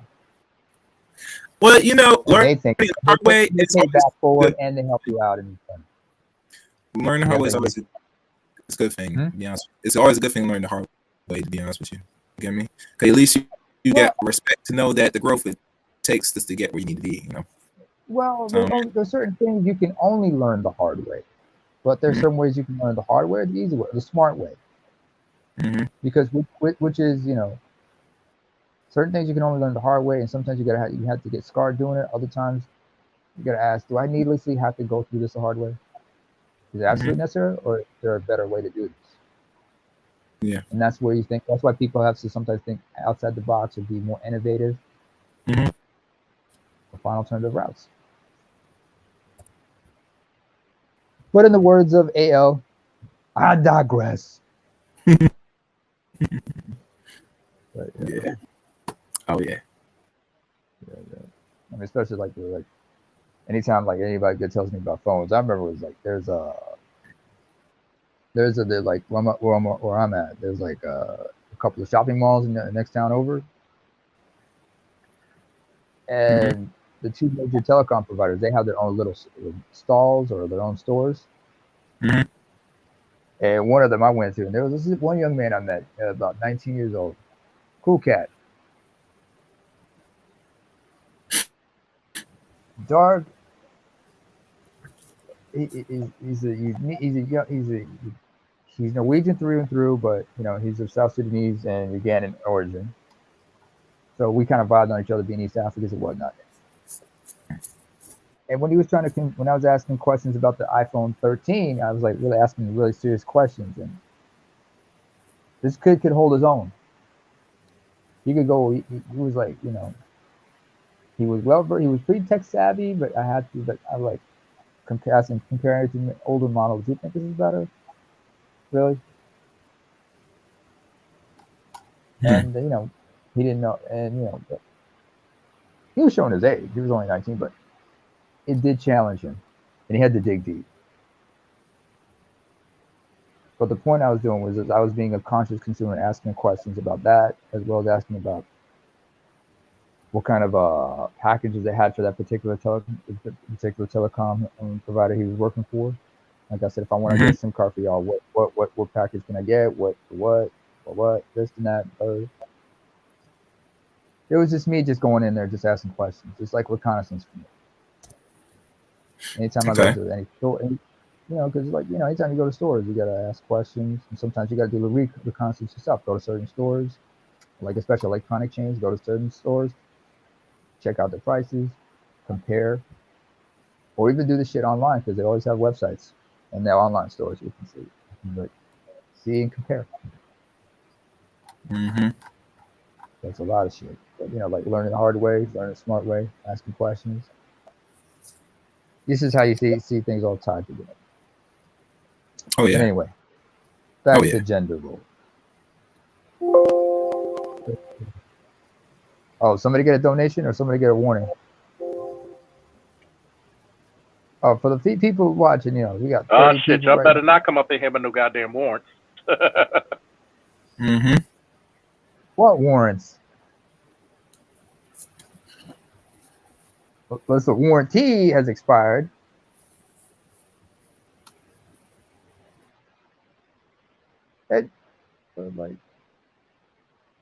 Anyway.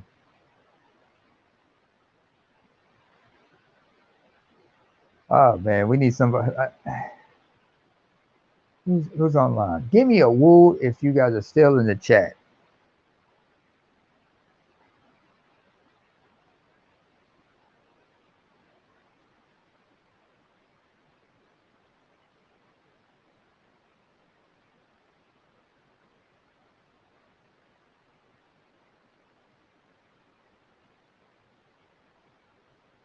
Okay, hold on. Hey Charles. Yodelay yoo-hoo. Can you hear me? Yes, I can. Yeah, you like this smooth black voice, don't you? Say, what's up? Well, when you were yelling like that, I almost got scared. I was almost imagining you in a louder hosting. Whee. Whee. Oh no, I've actually seen that shit live. It's actually interesting. Yeah. As long as you get the long pants version, not the short version. Never that. Never that. Never that. What's up, Khalil? Khalil. How you doing, my brothers? Can you guys hear me, man? Yeah, we can good. hear you. Clear. Man, walaikum salam. Happy New Year's, man. And it's great to hear you, brothers, man. Oh yeah. How you holding up, brother? How you been? Man, all praise is due to Allah, man. I've been doing good, man. All of that. You know, one thing I've always said. I've noticed this. I always have a strong Muslim, military, police, firefighter contention over this. It's funny because even the Nation of Islam loves me because they see a lot of the work I did for the schools and a lot of very true stuff. And it's crazy because they're like, I'm surprised you never converted. I said, I'm surprised too. I asked you that before, remember? Oh yeah, it's like I have a respect for all true believers of any religion. I have a Hey, you look good in the suit too, man. Of course. Especially with that bow tie. It's like this. Farrakhan gonna be like, damn, that's a sharp brother right there. Damn. Hey, did you make that bow tie? You know what he's gonna ask you? Just to let you guys on the panel know, this is the first man that taught me how to make a homemade bow tie, man. Oh yeah, I made when my aunt Trisha passed, I took a necktie and turned it into a bow tie. Yep. Oh. And I actually wore one of her favorite colors, which was like a pinkish, like a salmon or a pink. I remember. What is it? They said they're like. It's funny because I have this one question the young Padawan asked. What's the question you asked me? Would you rather be always beneficial or reliable love? Would you rather be beneficial or have reliable love? See, like I told him, men are always built to be reliable. See, when you're a man, especially when you get up into your masculinity, your manhood. Shout out to Shatterstar Games. Woo! That was a good beat, man. That was a good beat. I like that. See, like women, the greatest attention for men, the greatest drug for men is pride, where women's is attention. A woman who can't get attention is a very sad and almost psychotic woman. It's the same thing for men. A man who doesn't have the pride or the respectability of everybody around him, he becomes very psychotic, neurotic. It's something where you want to be useful. That's what, huh? Have you been profiling me lately? Not yet. Oh, really? I'm prone to psychosis. That's what I'm saying. Oh yeah, and it's funny because in the black community, the number one thing you figure out for men and being a man, since we're still on the gender roles, the black women don't understand that if you tell us that you got your own home, what excitement is there to buy you a home? You get what I'm saying? Basically, you're letting that man know you don't need anything from him. He's like, all right, cool. Then he's gonna go find somebody who needs, who wants and appreciates what he does for her. Because, like, I remember, it's like Patrice said it like this. He said, "What's that saying? What's that saying? People tell you is always check your ego at the door." That's the one thing men forget. You know, we gotta battle our own egos. Pride and ego sometimes can be detrimental, man. That's why, you know, sometimes you gotta check your ego at the door at all times. Women have a huge ego, bigger than the men. And Chris Rock talked about how women need food, clothing, shelter, and compliments. As a child, you guys were told, like, by your father, reminded by your father, to compliment to mom, if I'm not mistaken. We always have to compliment.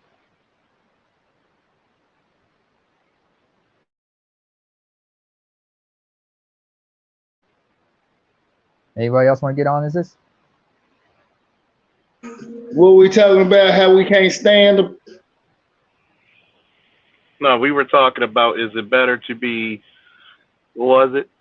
Is it better to be reliable or to look for love? To be beneficial. Fucking reliable. Love. Fuck. What the fuck love got to do with this shit? That's a 4-letter word. Like fuck.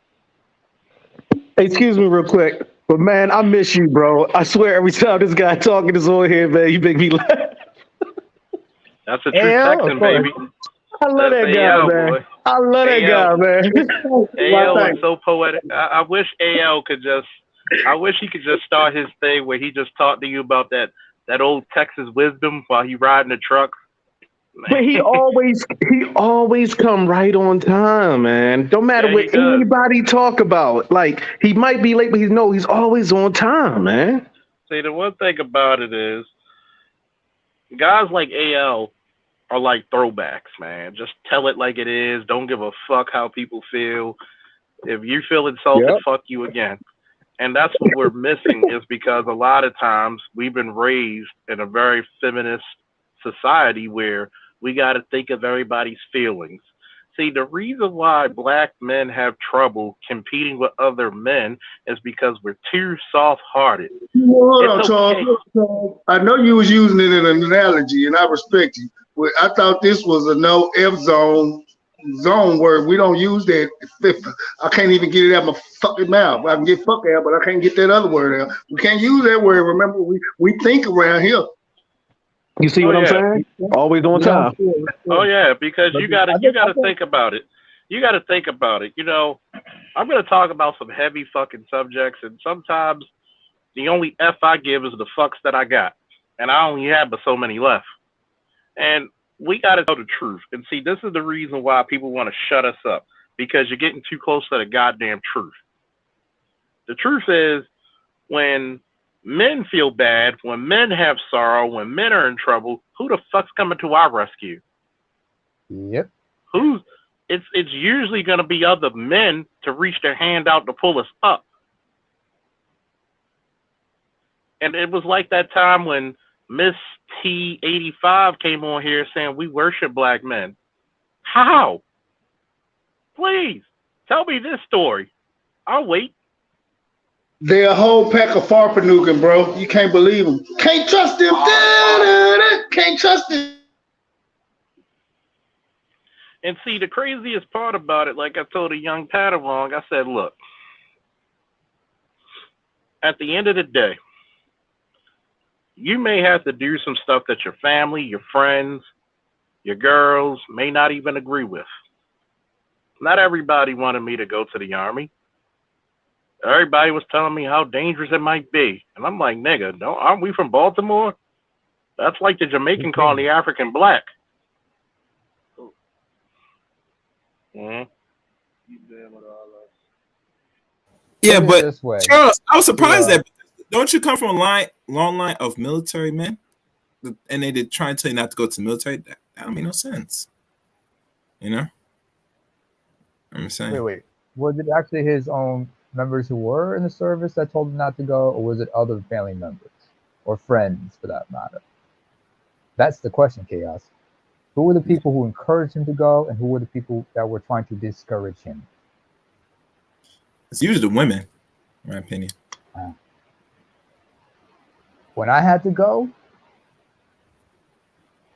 I wasn't supposed to go because technically I was underage. My mother was shocked about it. It was like, he's underage. What the hell is they doing? My dad was like, woman, let it go. They gotta go. And it was wartime when I had to go. Straight out of high school. My basic training was here. That's a different military, different country, different time. But it is what it is. Anyway, just to get at what with regards to AL telling it like it is.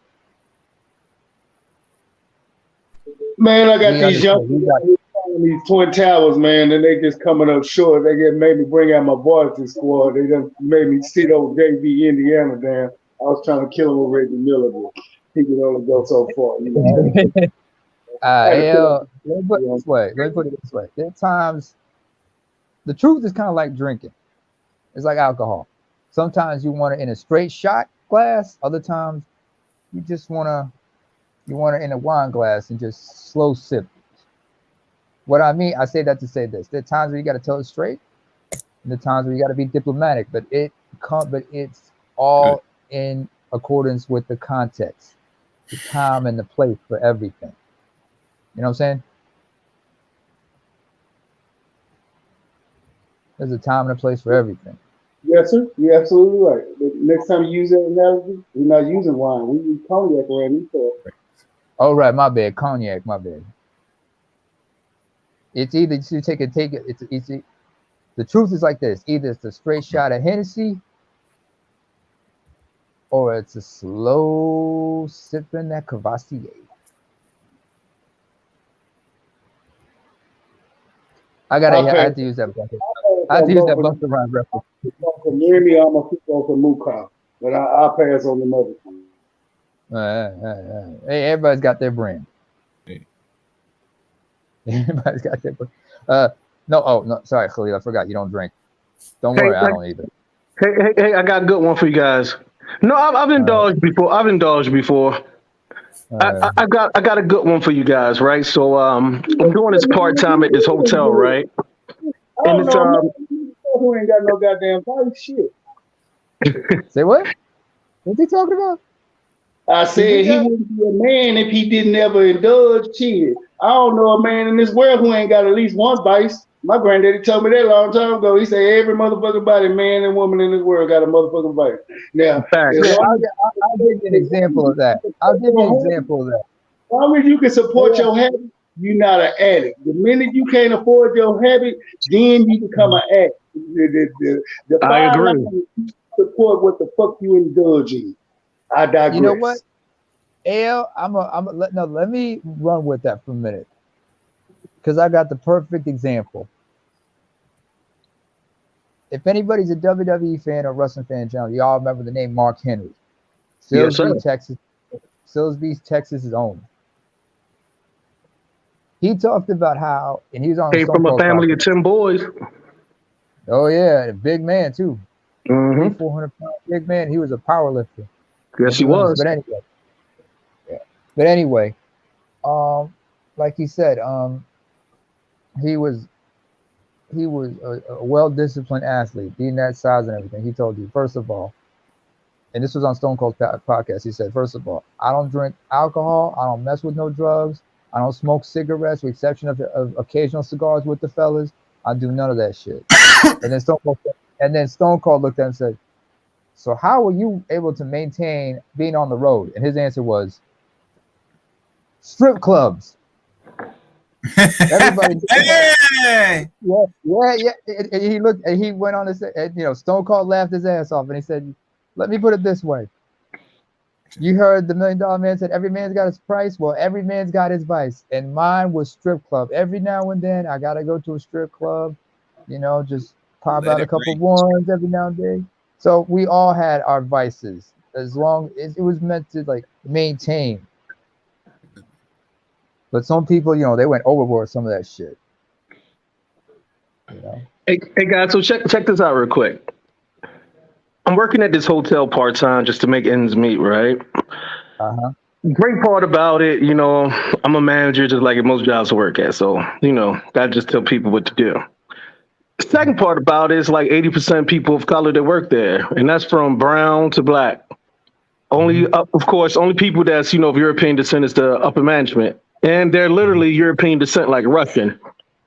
So I'm at work and it's a brother, he's a devil dog, hoorah. And he was a black brother, but originally from the Scottish stock, black Scottish stock. So, he has a certain, he carries himself with a certain, prevalence of, has a lot of pride. But he's a very good brother. But he's a Buddhist. A lot of hood, too. Yeah, but he's a Buddhist also. So I'm talking to this guy and just noticing the way he carries himself. He carries himself in a very, very disciplined man. Like, this is somebody I don't have to say nothing to. Honestly, I think he should be the manager. Just be honest about it, because he knows everything, but he chooses not to. So we had a situation where, some women at work was feeling like, oh, no, we're not going to lift up them totes. We get all these guys in here. I'm not lifting up these totes. And one of the women who said this is a dyke. So he was like, yes, you are. And he's like, reason why? Because when we filled out that same box, it says, can you lift over 50 pounds? He said, you filled out the same application everybody else did. So I'm not lifting that fucking box until you lift that fucking box. So she came to me to snitch on him. And, this girl, she's real, your typical Baltimore bull dagger, sag of pants, got the braids, talking real tough. And she say, this is sexist. Khalil, how big was she, first of all? Height and weight. Oh, she's only like fucking 4'3". Like 4'3". You mean 5'3"? No, like 4'3", a fucking midget. A dwarf-ass motherfucker. Man, and think she's the toughest dude in the world, right? So she like, this is sexist. So it's like all the women got her to be the forefront, the one who wants to be a guy, about how it's not right that they're women, they shouldn't have to pick up these heavy totes when you got all these men working here, right? With all that masculine energy, she's just on she's on the masculine spectrum of lesbianism. Exactly. So, I got to do the manager duty. So, I hear her side of the story. I said, okay, well, let me hear his side of the story. So, he comes in the office. I'm like, hey, what's going on, bro? And he's like, what's up? He was like, I already know what this is about. And I'm like, yeah, of course I'm on his side, but I just got to make sure, I got to show them that I'm playing fair, right? Before I tell her to go fuck herself. So he was like, hey, check this out. You guys can call me misogynistic. He said, I'm a feminist. He said, I'm the biggest feminist. So the dyke girl looked at him like, no, you're not. He said, oh, yes, I am. He said, I want you motherfuckers to be frontline in a war. I want women to fight in the UFC. I want women to wrestle against men. I want women to box against men where it's just one boxing. I'm pro women because I want y'all to get fucked up in every fucking thing you think you can beat us in.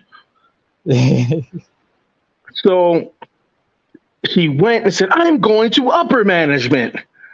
And when they got there, so I got to document everything. So in the document I said, yeah, Duro said he's the biggest feminist. Don't be dropping names now. In the world, and it made it all the way to corporate. And this is what I love about my boss being, like you said, some guy earlier said that outside of America, the mandem is so much more respected, where women really know their place and everything.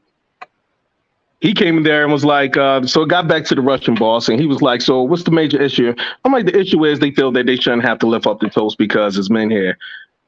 First thing he said, hey, this is a fucking job, not a fucking beauty pageant. If they don't want to lift that shit up, tell them to go to fuck home and clock out and find another job. And I had to fire my first person today. Little boy Dagger Dyke. Oh, well. See, wait a minute. I got to step in there for a second. Can y'all hear me? Yeah, we can hear you.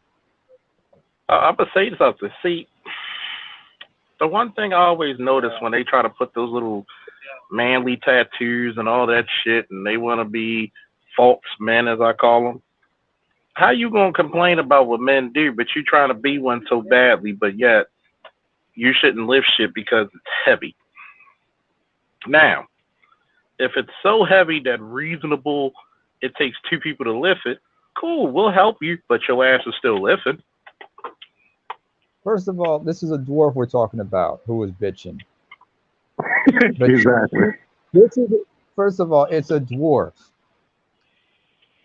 Regardless of which way she swings, she is legally a dwarf. And she should not have filled on the application that she can lift over 50 pounds. I'm sure she probably had she had like a long torso and deformed ass legs or some shit like that. She was probably bow-legged and such, right, Khalil? Not all the way dwarfism, but like maybe like a little pygmy-ish. Maybe like down the line, maybe her family. She was a lesbian dwarf. Pygmy. She was 4'3". She was 4'3". That's a pygmy ass. But with the heart, but would talk to you like she had a dick down to her ankles, man. She would talk like she got a dick down to her ankles. And guess what? This the sour part of the patch, right? After she got rid of them, guess what happened to all the rest of the women? They fell in line? They fell in fucking line. They lifted them fucking toes up, man. And what happens is, and Uncle Charles, you taught me this a long time ago. You said that sometimes you have to call people out when they shit, whether they're a woman or a man. Exactly. It's equality. Exactly. So I was I'm not going to lie to you guys because y'all my brothers, but it was a little rough situation for me where I was like, I mean, I'm gonna be honest with you, I'm an asshole by nature, but I'm like, this is a little tricky with all this, misogyny bullshit going on. It's Me Too. I'm like, I don't want to get fired also because, because I do feel like it's an uneven playing field when it comes to that type of shit, And I really believe if I didn't have a Russian European boss, if it was a good old American white boy, the tables would have been different. Khalil, you did what you needed to do, my friend. It was absolutely necessary. Correcto.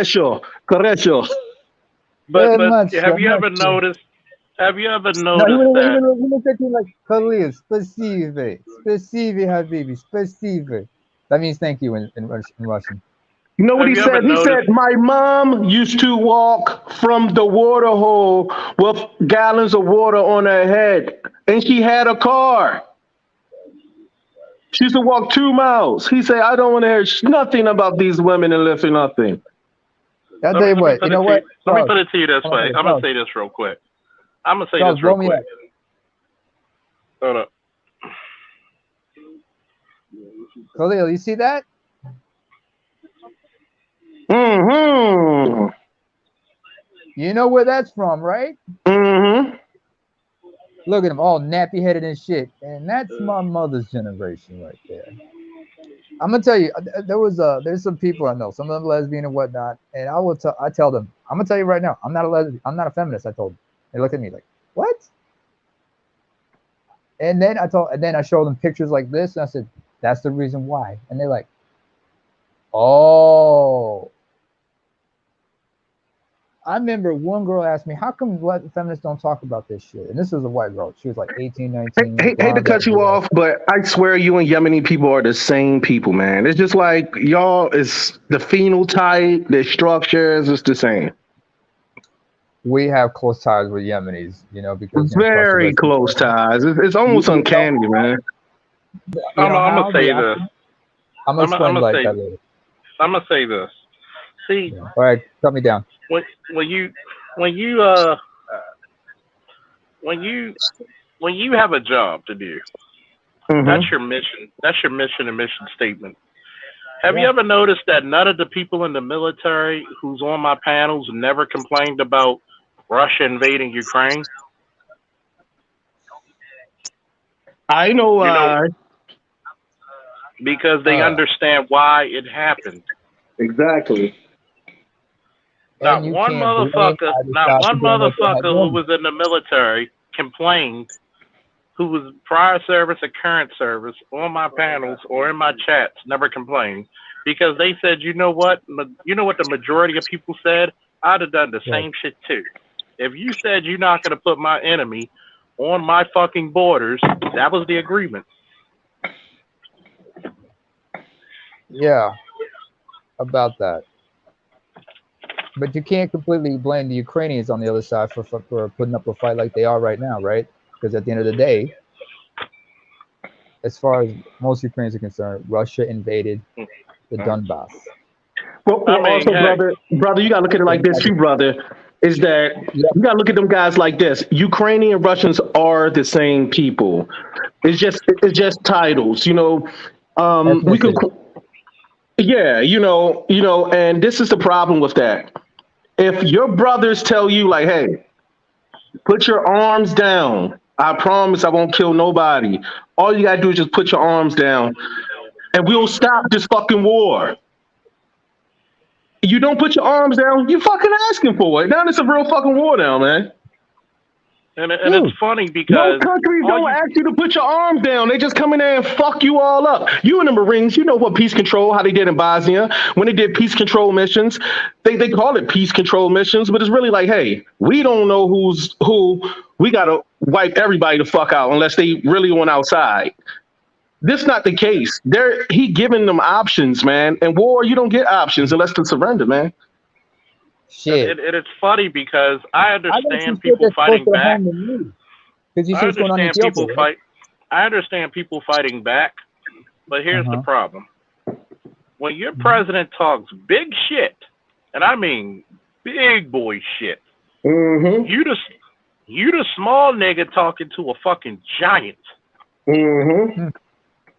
And there's another little motherfucker who's a bitch ass next door right there. Who's helping him out. And then Belarus said, hell, we'll jump in because you know they on the fucking nuts of fucking Russia anyway. Well, they have to, but eventually, you know, that shit might come back to blow them in the ass. But I'm saying it's already done. Yeah, everybody. It's already done. I don't blame anybody for doing what they're doing. I'm not taking sides. I'm just telling it like it is. Russia did what they had to do. The Ukrainians are doing what they have to do. Totally agree with you, bro. Everybody doing what they had to do. Me? Because if you see what's going on in Ethiopia, and that shit's been ignored, or like what's going on in Yemen, those wars are far more brutal. Way more brutal. Way more civil also. Way more civil also. Tribal.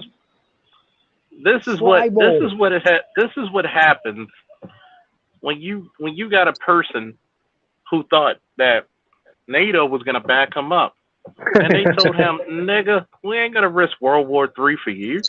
Exactly. They did the same shit to Georgia, and look what happened to Georgia. And Armenia. And where?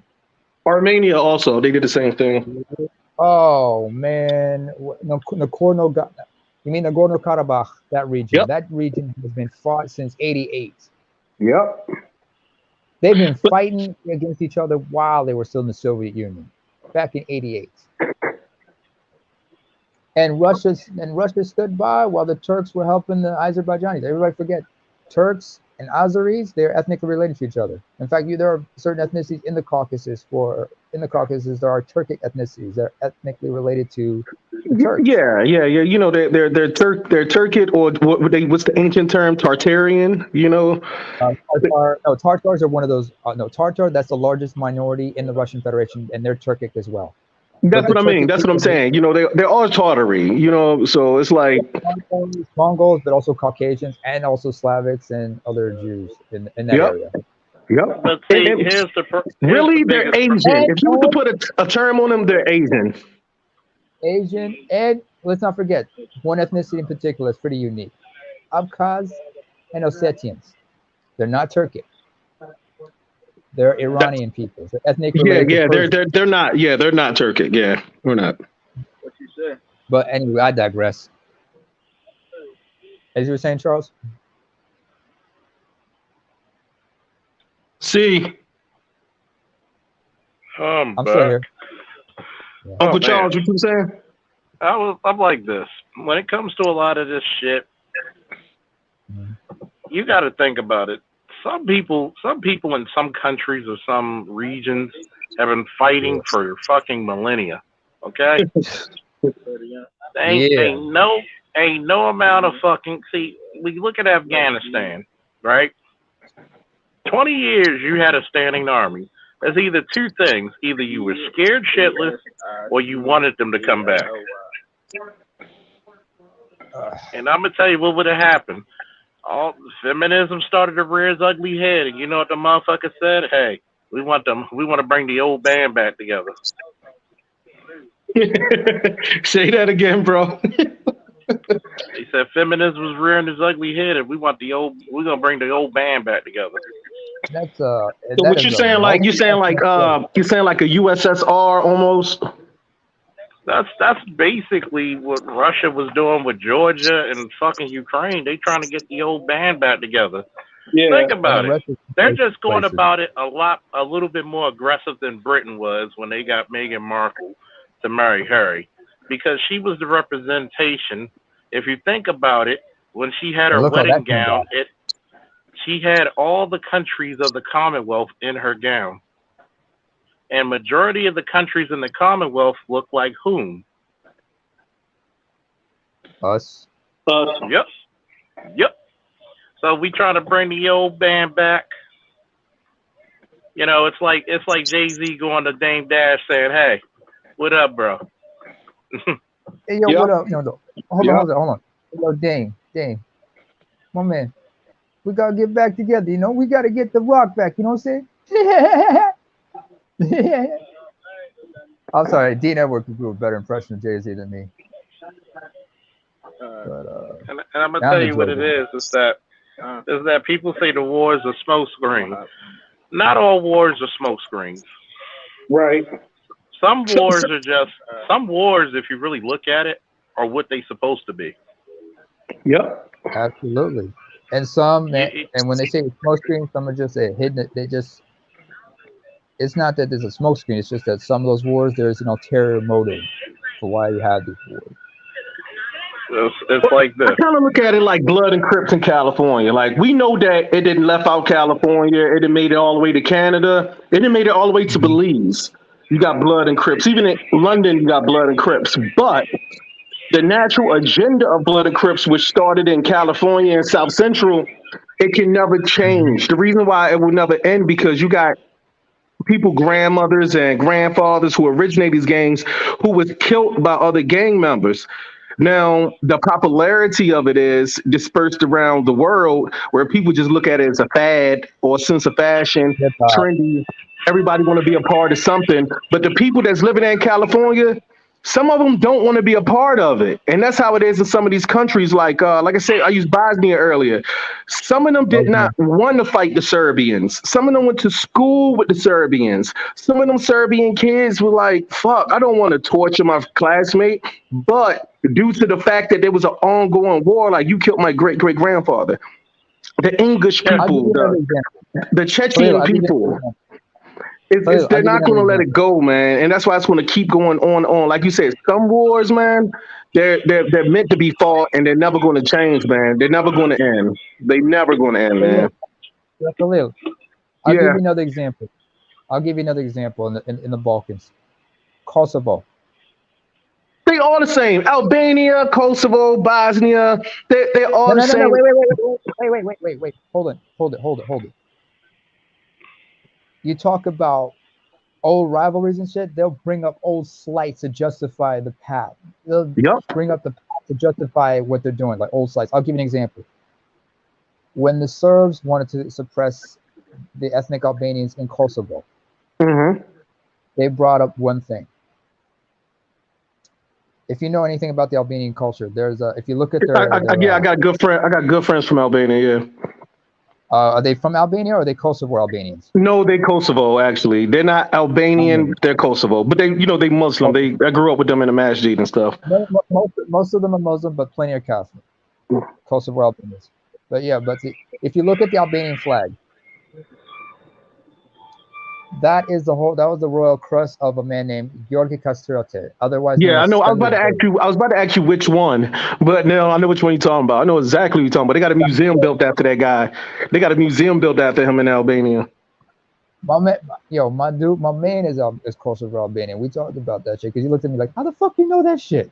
Yeah. But because he talked about like because his family, he was born in Norway, but his family fled Kosovo back in the day. That's the same thing happened. My friends, like when my Uncle Charles went out there to fight, there was the refugees that came here to America. You hear me, Uncle C? At that time when you was out there fighting, protecting them motherfuckers, they were the refugees. Yeah. Yeah. Now they own like hella stores and construction companies in America. They fucking millionaires now. I mean, what you think's gonna happen when they bring over the Ukrainians over here? They're gonna give them money. I keep telling you what's gonna happen.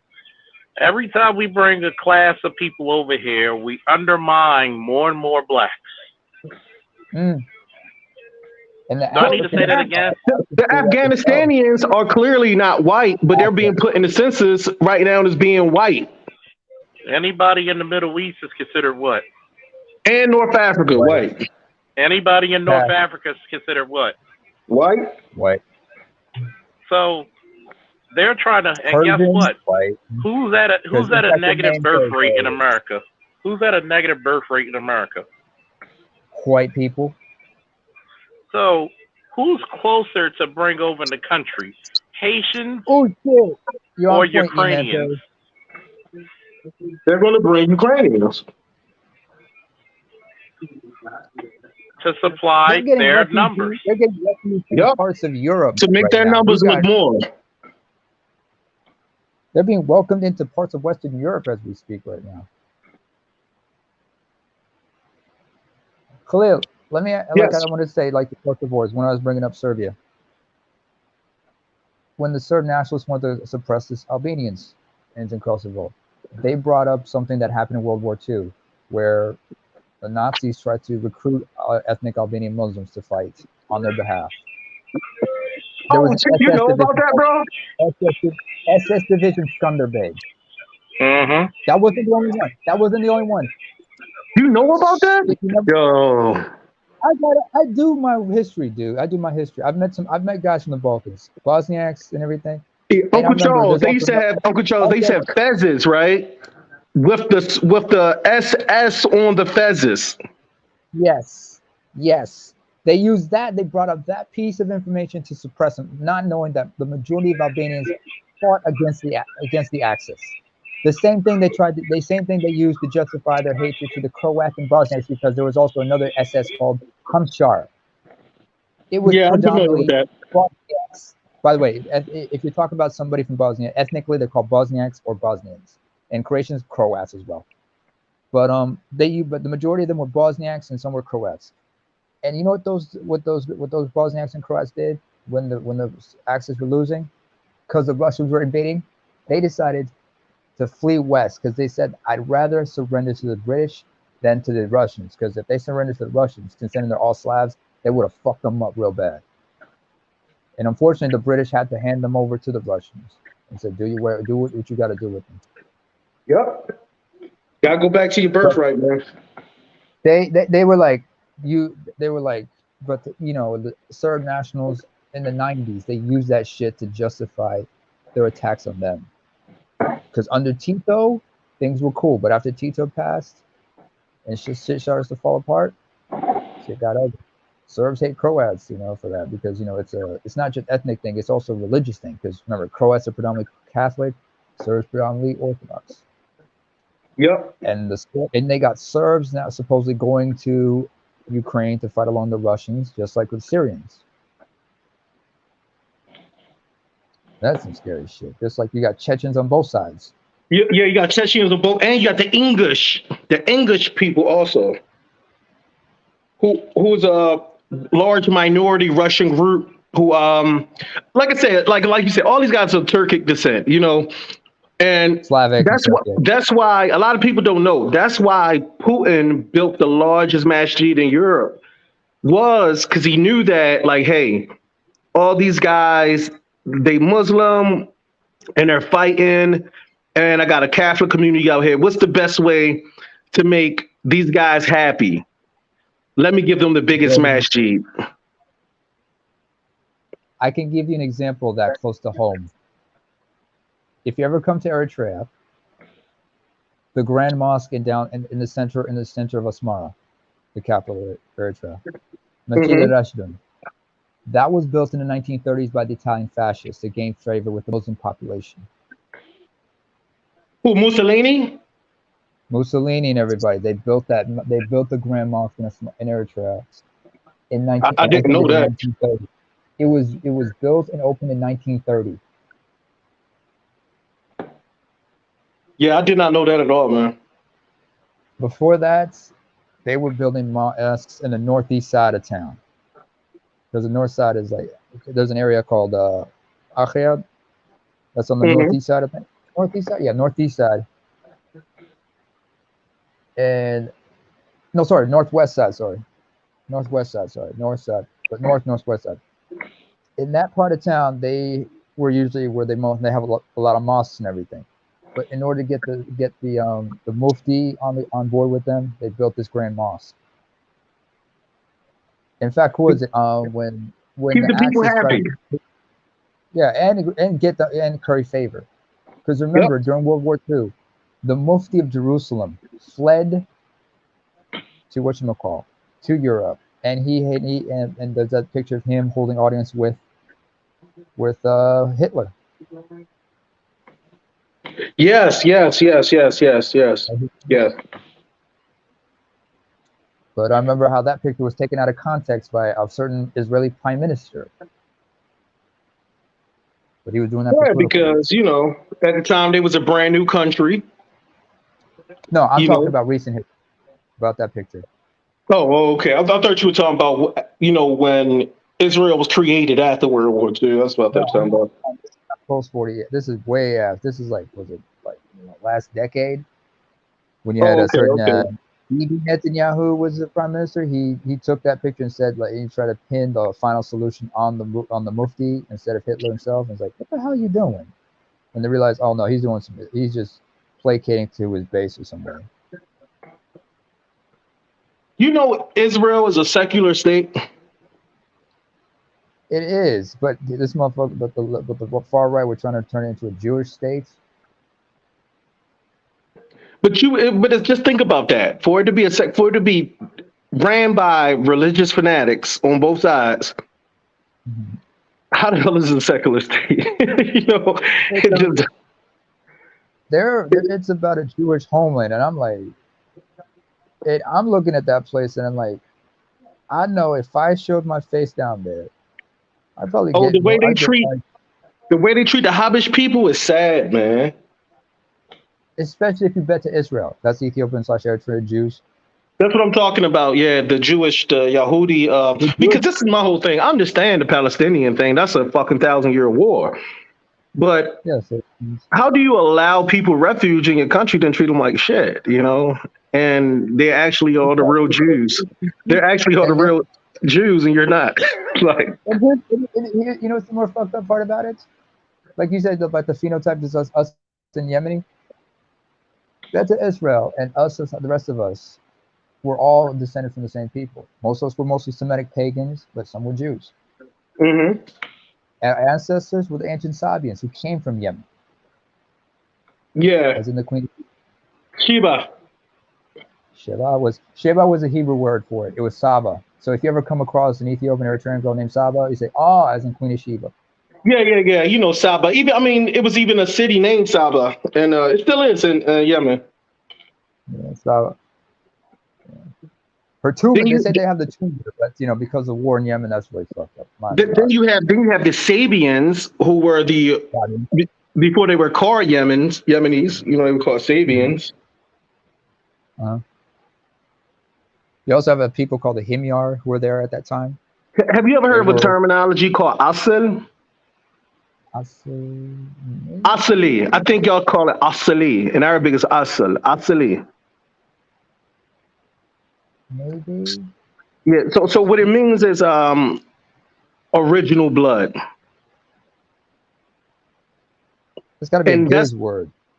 That's the problem that's going on in Yemen right now.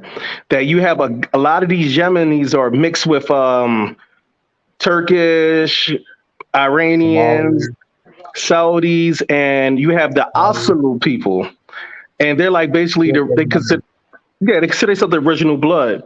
And Saudi Arabia want to put like clubs in Yemen. They want to modernize Yemen. They want to put business in. These people don't. Here's the problem, because like the Houthi. Yeah. If you go across the border into Saudi Arabia, the southern part of Saudi Arabia, adjacent with the Houthi homeland, you have like regions like Asad thing. The folks there are all predominantly Shia themselves, and they're culturally linked, related to them. And those folks, dude, all the Houthis want is to live their regular life in their country. That's it. Yeah, quit fucking with us. Yeah. But the thing is like I'm saying, fam, is like if you look at their kinship, their kinfolk across, neighboring tribes across the border into Saudi, they're like them. They're Shia, similar lifestyles and everything, because the region they live in is mountainous and shit. It's like the highlands of Ethiopia and Eritrea, and that's why the Saudi-led coalition having a bitch of a time fighting that war, because they're not built for that shit. They're not designed to fight in wars areas like that. Yeah, that's true. Hey, Uncle Charles, or anybody that's on this panel that's actually been military that fought wars, I want to know what, I don't want to just say enemy, but what optimism would you say was the not the strongest, but the roughest ones to fight against? The roughest war to fight in? Like you did a lot of tours. What group of people would you say was like where you was like, they some bad motherfuckers? Well, anybody's a bad motherfucker see, here's the problem of invading. The people you're invading know all the spots. You're on their turf. So you're on their turf. If you came, imagine if somebody came and they invaded Baltimore, either from Virginia, Pennsylvania, or they came from either Baltimore County, Anne Arundel County, or they came from the harbor. How many spots could we put snipers in downtown Baltimore? A lot. Mm-hmm. How many fucking ships could we sink in the harbor? A lot. No, that's the reason why you don't see people. And that forget water's polluted too. And that water's polluted. People forget that because of Baltimore, you don't have a British accent. So why you say that? Henry, anybody? You have a British accent. Well, people say you have a British accent. We don't have a British accent. And because why you say that? Why you say that? Because of the Battle of Fort McHenry. Francis Scott Key, he watched it, Yeah. and he wrote the national anthem based on that. Yeah, that's the reason why you don't have a British accent now. Because if they would have won Baltimore, the war was over. The war would have been over because Baltimore is still a major port city. Yeah, you can get on a cruise ship, take you right to Jamaica. Yeah, still a major port city. So when you have it's not just a certain type of army, it's a certain type of people, it's a certain type of terrain. See, Russia built their military to fight an ongoing invading army like the U.S. a mechanized monster like themselves. When you got hard will urban type warfare, I wish Sandog was here because they'll tell you he was a tank commander. He was a captain in the army. He'll tell you a tank's worst nightmare is going into an urban environment, because the scariest thing about being a tank is coming around the corner and an RPG flying your fucking way. Damn. Especially those RPG-7s, because they're light. They're maneuver. They're light. You can get from one place to another, especially from the rooftops, especially from rooftops or whatnot. I mean, the Russians, the worst. They'll tell you the worst time they've ever fought. The worst enemy they've ever fought were the Chechens. Yeah, the Chechens fucking, they no joke, man. You want to know how fucking insane? There's a book by a Chechen. Isn't Khatib Chechen? Khatib's Chechen, right? Khatib's, he's Chechen, right? Who are you talking about, Khatib? Well, UFC fighter. Oh, Hamza Chimaev, you mean? Hamza Chimaev, he's Habib. I thought Khatib was Chechen too. No. You're talking about Habib. Habib is from Dagestan, and he's an ethnic Avar. That's a different ethnicity. Okay, who was the guy who fought McConnor? Who beat Gregor? That was Habib Nurmagomedov. He's not Chechen? No, he's Avar. AVAR. Oh, okay. That's he's from Dagestan. Oh, okay.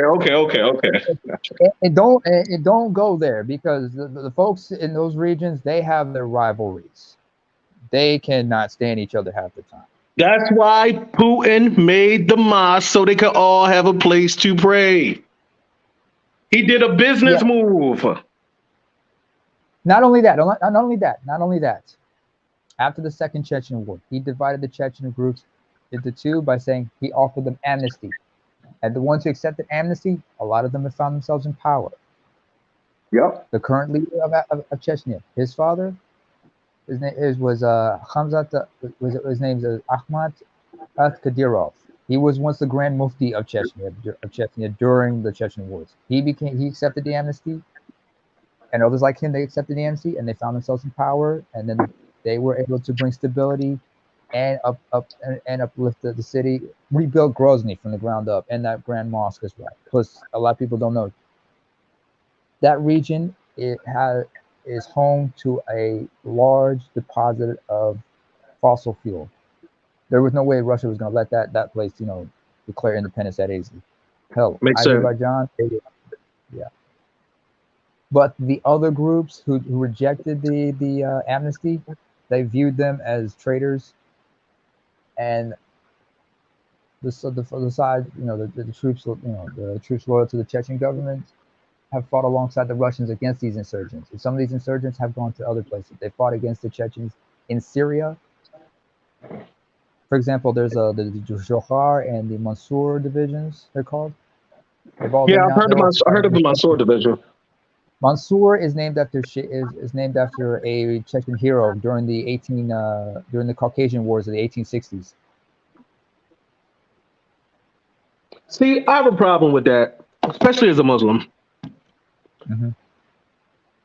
There are more Muslims in Europe and South Indian Ocean area, that's like Malaysia, Indonesia, than there are in Africa and Saudi Arabia. Africa and Arabia and America.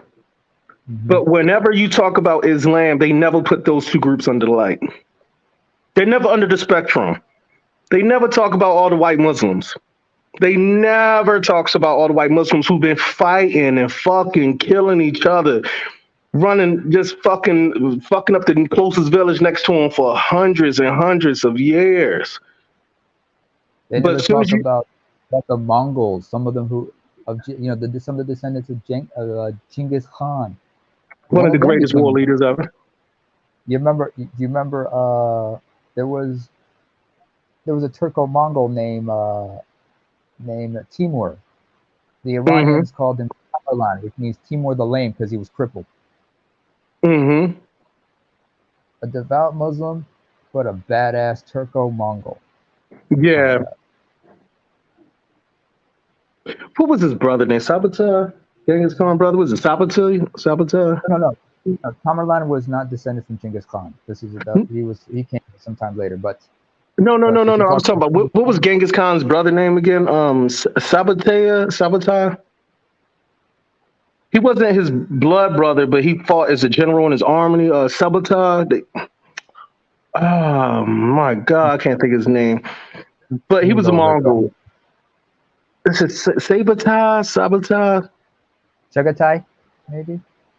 I can't fucking think of it. But long story short, he wound up doing the same thing you said. Like, he wound up converting after, Genghis Khan, they all converted to Islam, like all the Mongols. I don't know why you say Islam. It's Islam. I mean, get the pronunciation right. You're getting me. It depends on your social demographics. Some people say Allah, some say Muslim, some people say Muslim. You know what I'm saying? I'll just fuck with you. But I'm trying to think of his name, man. You gotta know it, bro. It's called Saboteur. He said brother. He said a brother, right? Well, he wasn't his blood brother. He was like a guy he considered very close as his brother. Not, you gotta think he killed his own brother, but it was like blood brother. He forgave, but he has to be killed. And he said, "All right, I'll kill it." Oh, fuck the guy, but he was ruthless, man. This guy I'm talking about was ruthless, man. One of his war dogs. He was one of his war dogs. I guess you could say that. Yeah, I guess you could say that. But it's reason that's the reason why we have Chinese Muslims is because of this guy. The reason why we have Chinese Muslims is because of this guy. I think you're talking about Subutai. That's what I'm talking about. Exactly. Subutai. What I kept saying, Sabotage. What was I saying? You said Sabotage. It's Subutai. Let me tell you. Subutai. That's exactly who I'm talking about. Oh yeah. Subutai. Yeah, you got the Huis, and of course you got the Uyghurs. Don't get me started. Yeah, I had to leave that conversation alone. It was like I was online on something like CNN, and they were talking about Asian hate in America, and I was like, well, what's up with all the Chinese Muslims getting killed in China? And it was like, you're blocked. So I was like, I don't even want to go there anymore. First of all, they're not Chinese. Ethnic Hui, those are Chinese Muslims. If you go to Western, like the Uyghurs are ethnically Turkic. I thought the same thing. But you can kind of see it too. Yeah, they didn't want to hear nothing about that. Anyway, gender roles. We're talking about gender roles anyway, but we digress. We go wild on these things, but we multifaceted like that. You know how it is. Yeah, pretty much. We always talk about what comes to mind and what doesn't come to mind. See, the craziest part about it is that gender roles be damned. If you notice the cover, anybody know the thumbnail I use for the show? Hold on. Yeah, the Marines and everything. No, that's from World War II, isn't it? Yeah, it's World War II. I didn't see the thumbnail. All I seen was Goku charging up. Shit.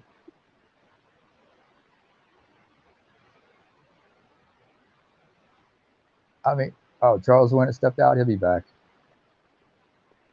Oh, he's back. I think he was trying to show me the thumbnail. Oh man, I said, did y'all notice the thumbnail? Like when y'all see it live, you know, and I had to bring my thumbnail. Yep. And did you notice those men didn't give a damn about gender roles? They actually took to their roles and held them tight. They played their position like they're supposed to. Yeah, and it's like, I told my friend when she said, you real stuck on them gender roles. I said, you got to understand something. If I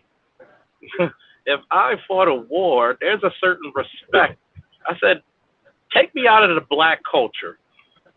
And I come in to a place. I remember we went to Bass outdoors, you know, and it was funny because all the white people were like, and I have, you know how people wear their hats backwards. Like I had my veteran's hat, Iraq War vet hat backwards.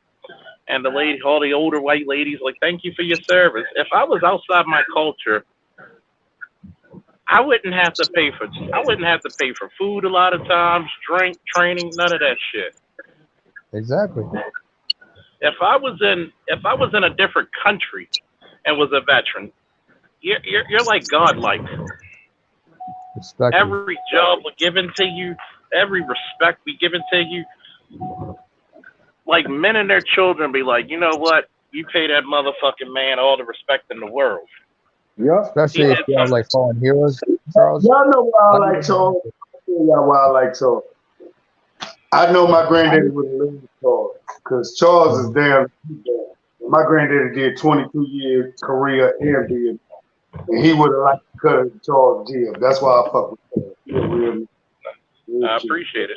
And there are certain, and it's funny that you said that. There's certain things that real men did that garnered respect.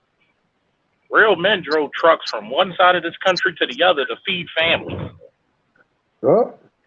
Real men, for that matter. Real men worked on railroads for you to have this fucking superpower of a country. Real men ate lunch 40 stories in the air on a fucking gravel. Okay? In the midst of construction. That's iconic picture right there. Yeah. Do you know how many men fell to their deaths before they put in safeties? Hell, you know, my great uncle died. He was one of the first victims in Baltimore. They were building the first what's that name of that building down there by the harbor? The Domino Sugar Building. Oh shit. Yeah, it was called something else before the Domino Sugar Building, but he died. One of the cranes, like the fucking ball fell off the crane and like just smashed him. But like that side of my family, like my aunts and all of them, they like paid like 6 figures back in the day. It was probably like almost like $1 million. Yeah, but the first black man that died from construction first person that died from construction work was a black man from East Baltimore. Yeah, and people don't understand how much of a big role that men had to sacrifice.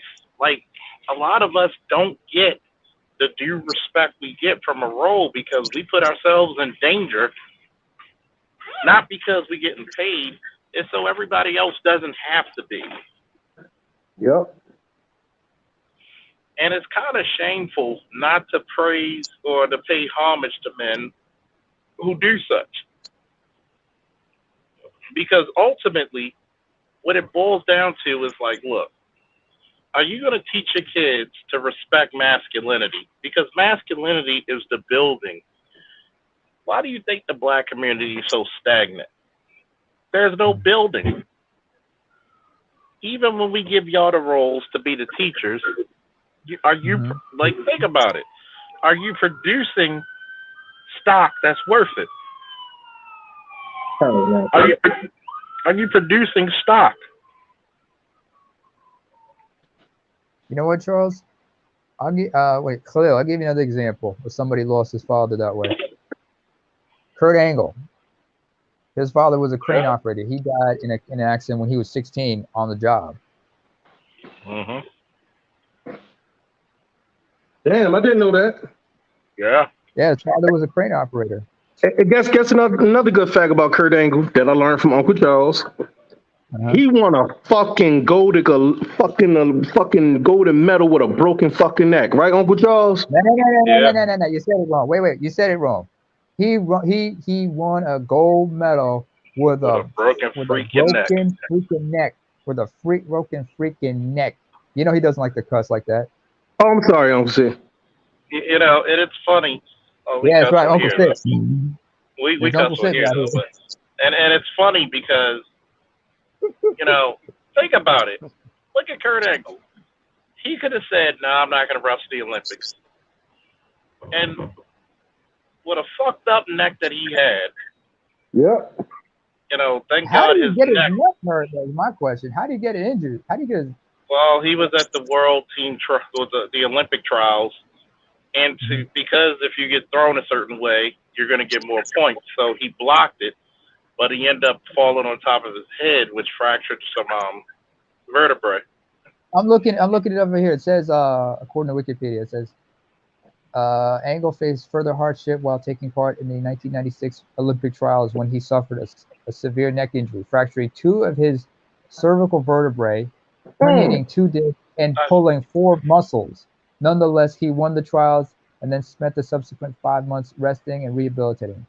By the Olympics, Angle was able to compete, albeit with several pain-reducing injections in his neck.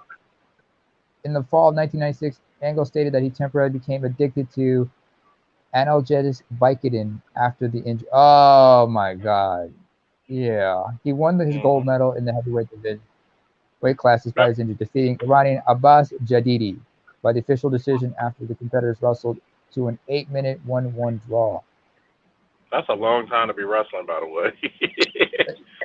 I mean, of course, what it says here, Angle dedicated, the officials, Angle dedicated the victory to Schultz's honor. That's what's his name? Dave Schultz. Dave Schultz, who was killed. If you watch the movie Foxcatcher, they'll tell you that was the team they were on. There's a documentary as well. Schultz was like probably one of the greatest American wrestlers ever. Him and his brother Mark Schultz. His brother Mark actually fought in the UFC and won. His record is 1-0, and that was during the time when you had the what is it, the Bunch Brothers or the Bunch Brothers and the Schultz brothers. Yeah, I know the Schultz brothers. They all faced each other in NCAAs, but that's when Dan Gable was the coach of the Olympic team. You had 2 sets of brothers win gold. Like 4 gold medals, and I think we had 1984 in the 74 kilogram. The 74 kilogram. I mean, 1983 in Kiev in the 74 kilogram. The World Championships. They said Dave Schultz was loved by everybody. Like, if Dave Schultz wanted to become the chair, the fucking, I forget what they call the UN guy, secretary or whatever the fuck it is. Secretary General of the UN. Dave Schultz would have been a shoe-in. He actually, I think he learned Russian just to speak to his competitors and all his fans. Like, you gotta love it. Gotta love it. They said he was a real lovable guy, and it hurt a lot of people in the wrestling community around the world because he was real lovable. Like, you couldn't say anything bad about this guy because he was well respected. Oh, by the way, the other brothers are called Bannock. Yeah, and it was funny because there's times the Russian, he would, like, if he win, he'll put the Russian guy on his shoulders or his opponent on his shoulders if he won a tournament. They said, hey, real quick, Uncle C, when did Cuba become so big in wrestling, man?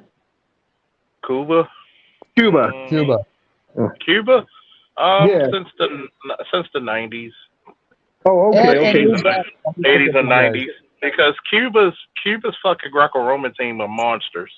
That's what I'm saying. That's what I saw that one guy wrestle on the Greco-Roman. Yo, he's a big boy. 4 Olympic gold medals. Good old. Yeah, go ahead. The Bannock brothers are called the Bannock twins. They're fraternal twins. Ed and Lou. They're fraternal twins from Sussex County, New Jersey. Yep. Oh, they're both gold medalists because they used to face each other. The Schultz brothers versus the Bannock brothers used to face each other. Ed Bannock wrestled at 90 kilograms, it says here. Let me find out what they said about Lou Bannock. Lou won in the 100 kilogram in 84. That means he was heavyweight. You had a light heavyweight. Did Mark win a gold medal as well? Okay, 82 kilogram. Okay, both Mark. Oh, so you talking about that was a hell of a team to be on. 84. That was Mark won the gold in 82 in the 82 kilograms. 74 for his brother Dave. Lou was 100 kg while Ed was in 90 kilograms. That was, of course, let's not forget 84 Olympics. The Soviet Union did boycott it in response to the Moscow Olympics being boycotted 4 years later by the U.S. The I mean, so they just ran through people. Oh my And God. it is crazy because you're looking at how many world titles did Mark and Dave win? Because I think they got one apiece, or maybe one of them got two, I think. I mean, you got to look at, like, to answer your question about Cuba, when you look at Chasmizo, he's a Cuban immigrant who became a citizen of Italy, and he's from Cuba. He was like a silver medalist in the world, and he won By the way, two to answer your world question, titles. He won 2 world titles for Italy. Go ahead. it says here that Mark Schultz won 85 in Budapest and 87 in Clermont-Ferrand. He's a 2-time world champion in 82 kilogram. Mark Schultz. His brother Dave was in 1983 in Kiev, won the 74 kilogram gold in the world championships. Matter of fact, I want you to look at Jordan Burroughs and see and count the gold medals.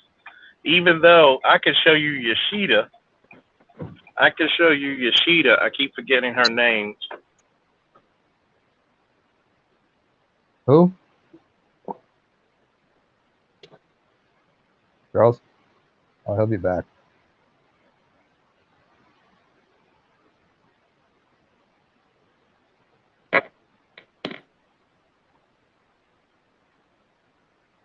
He'll be right back. Give him a minute, guys. Woo, thank you for this cash app. Gotta celebrate. Somebody invoke the power real quick. By the power of Grayskull.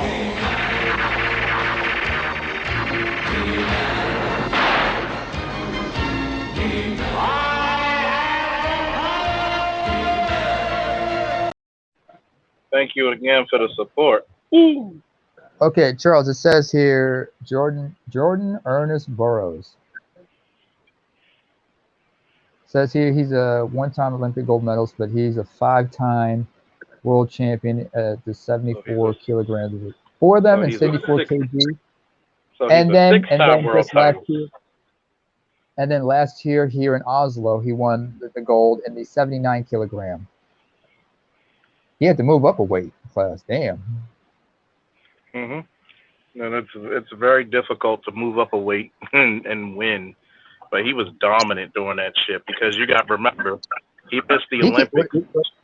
My question is, what he couldn't cut. He's 33, so I guess weight cutting ain't like he can't cut down. He can't drop down to 74 like he used to, huh? Well, he could very easily. It's just because you got to think he's very conditioned. So what happened was he lost the Olympic trials last year in the finals to Kyle Dake. Even though he was whooping Kyle Dake's ass for years, but Kyle Dake got the better of him this year. So he said, you know what? Let's go up a weight class because there's less weight classes in the Olympics than in the Worlds. So they had this weight class, and this is like pretty much a brand new weight class in the Worlds. So he just dominated everybody. Smart man. This guy. Matter of fact, let me look up Yoshida. Pan American Championship, 4-time Pan American Championships. It's gold medalist. Yasar Dogu tournament winner 3 times. Most recently this year in Istanbul. Yeah, he moved. Oh, he dominated at 79 right now. Nothing but gold so far at 79 kg.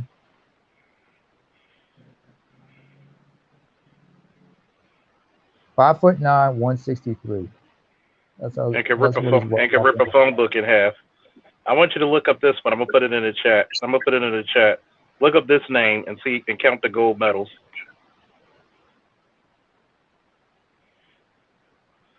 I want y'all to count the gold medals of this person right here.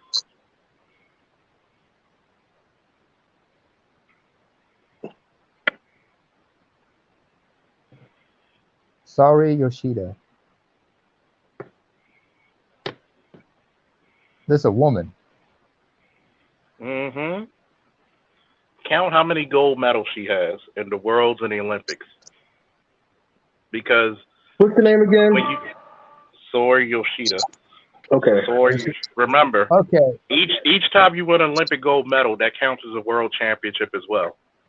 So Okay, Jordan let's Burroughs see. would be a 6-time world champion, for example. Okay, we're talking about here. This woman is a 3-time Olympic gold medalist in the Olympics at 55 kg. She tried to go at 50. She tried to drop down to 53, but she came up a silver medalist in that one in Rio. Let's see. She's a 1, 2, 3. Damn. 13-time world champion. Yo, as soon as I typed it, it popped up the woman's best, the best wrestling woman. and remember, Asian Games Olympic medalist. She's a 4-time Asian championship winner. No, she's a 4-time gold medalist in the Asian championships as well. Remember, That's a bad bitch. Each Olympic gold medal counts as a world championship. So how many times a world champion is she? Hey man, I hit her with the Donald Trump and she be over, man. So that's like what? About 16 world titles? World and Olympic titles? Yeah, 16 world titles. And you also got 8 Asian titles as well. So she's the most decorated. She's the most decorated wrestler of all time, and also she's got a silver medal along with that. And her teammate actually beat her record.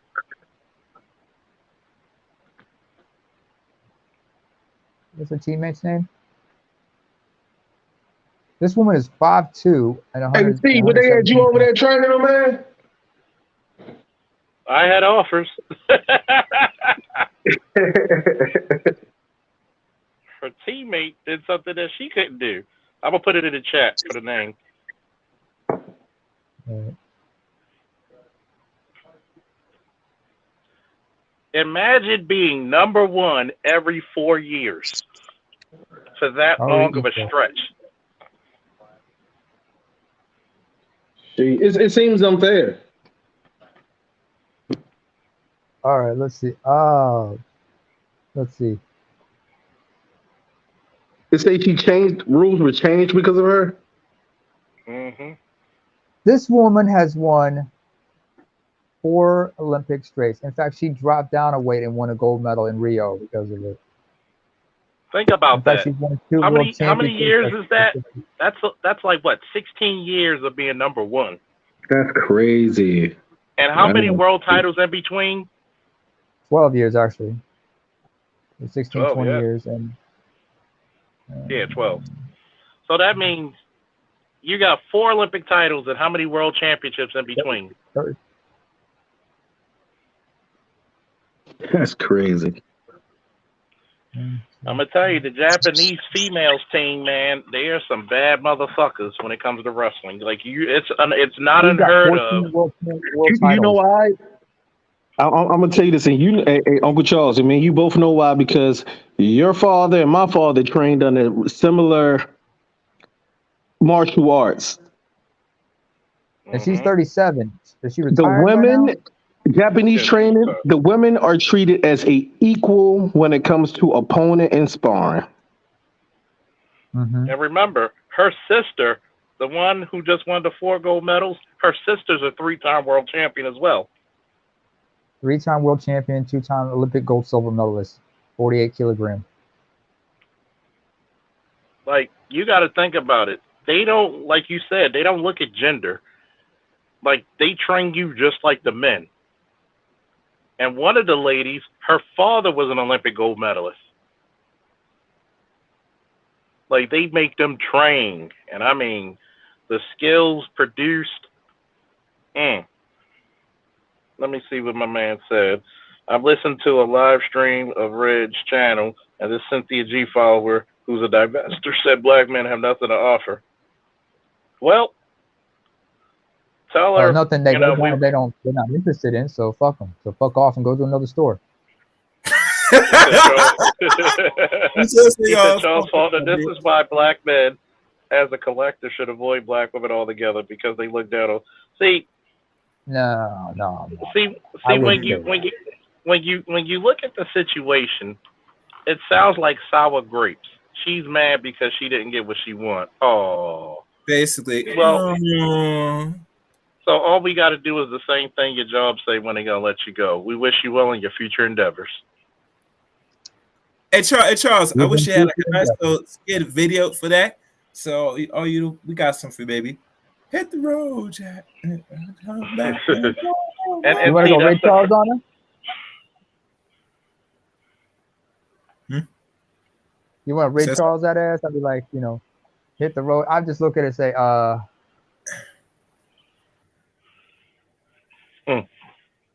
Sometimes you just gotta wish them well.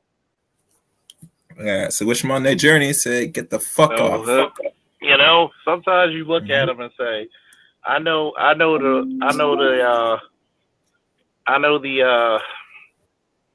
the luck y'all have with dating outside your race. We wish you well in all your future endeavors. Mm-hmm. Have you ever noticed when black chicks date white guys, when things don't work out with the white guy, they become the greatest black male sympathizers? Yeah, I've noticed that. I did notice that. Yeah.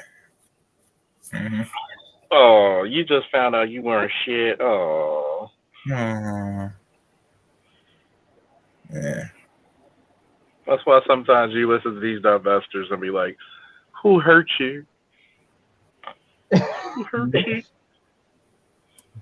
You know what? Like what this cat was saying earlier, why you should step away from black men.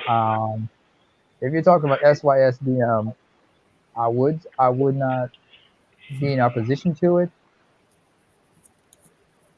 but I will say this: if you're gonna go at that route, fellas, be prepared, because people of other races or people who are black but of other nationalities may have certain misconceptions about y'all. You need to iron that out, make that clear with them. Mm-hmm. That they see you for who you are and not see you beyond that, because otherwise, in some places, they might see you as a mark, because all they see is that blue passport. Mm-hmm. And this is coming from a fellow who got his red passport a few years back. I'm looking at this thing that they said on Wikipedia about Yoshida. See, one thing I respect about Yoshida is that she became the most decorated athlete in freestyle wrestling history. And guess what? Did she complain about her? Did she complain that she was a woman? Nope. Did she complain about her competition? Never heard of it until you told me. Did she complain about her I gotta get up and train early? No, because she's a fucking winner. Winners think about winning, losers think about the winner. Why do you think a lot of these chicks out there are mad at successful black men? Because they thinking about the winners. And they gotta date the losers. Why do you think, like I told you before, why do you think Nicki Minaj is telling people eat a dick? Because she's miserable. People like that are miserable. You've been around all these high-ranking men all your life, and you married that? Dicks. No, Charles, she's telling people to eat dicks because she eats all the dicks. Well, she didn't want to eat. She couldn't eat the dick she wanted, so she had to settle. See, that's when you really settling, is when you all dried up, and you had to marry a lesser man than you. There's there's a movie I was watching earlier. But you ever watched if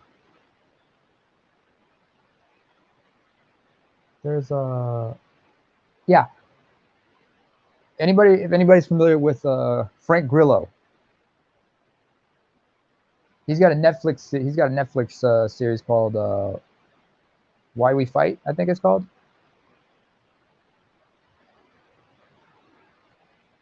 Y'all still with me? Y'all hear me? Yep, I've seen that show too. Say that again. I've seen that show. I love it. Can you guys hear me? Yeah, Okay. I can hear you. Something weird just happened. I just wanted to ask them real quick. Do you know somebody named Kent Briggs? Fight World. Okay, something just popped up on my phone and cut me off and was like, Kent Briggs asked you as a guest or something? Not that I know of. It was real weird. Yo, Aaliyah, what type of phone you got, first of all? I got the Galaxy Fold, the Z3. Well, all right. Do you have like a antivirus or a VPN or some shit like that to protect your shit? Yeah, I have a VPN. Yes, I have the antivirus. Like I might got to update. I might got to update it. I had it when I first got the phone, but I haven't updated it since then. There you go. Because I got the McAfee and I installed that on my phone because it came as a package when I got my tablet. Okay, so let me just go. I need to just basically update that app. Okay, update that shit. Make sure everything's on point when we're done. Good looking, bro. Appreciate that. Yeah, but anyway, Frank Grillo, he had that show called Fight World, right, Charles? And you know, since wrestling and since you're a man, and there was that one episode where they talk about women competing in India, when they talk about women competing in wrestling over there. And it was just beautiful. It was just beautiful because one of those women who was like aspiring to be a wrestler, her grandfather was an accomplished wrestler. Old man, still large and towering, and he had the cauliflower ears to prove it. And he was like, I'm not against my granddaughter's learning. I encourage her to become a wrestler. In fact, India was like in the 2016 Olympics, they celebrated one of theirs because, let me find her name. Her name was, oh, no, sorry.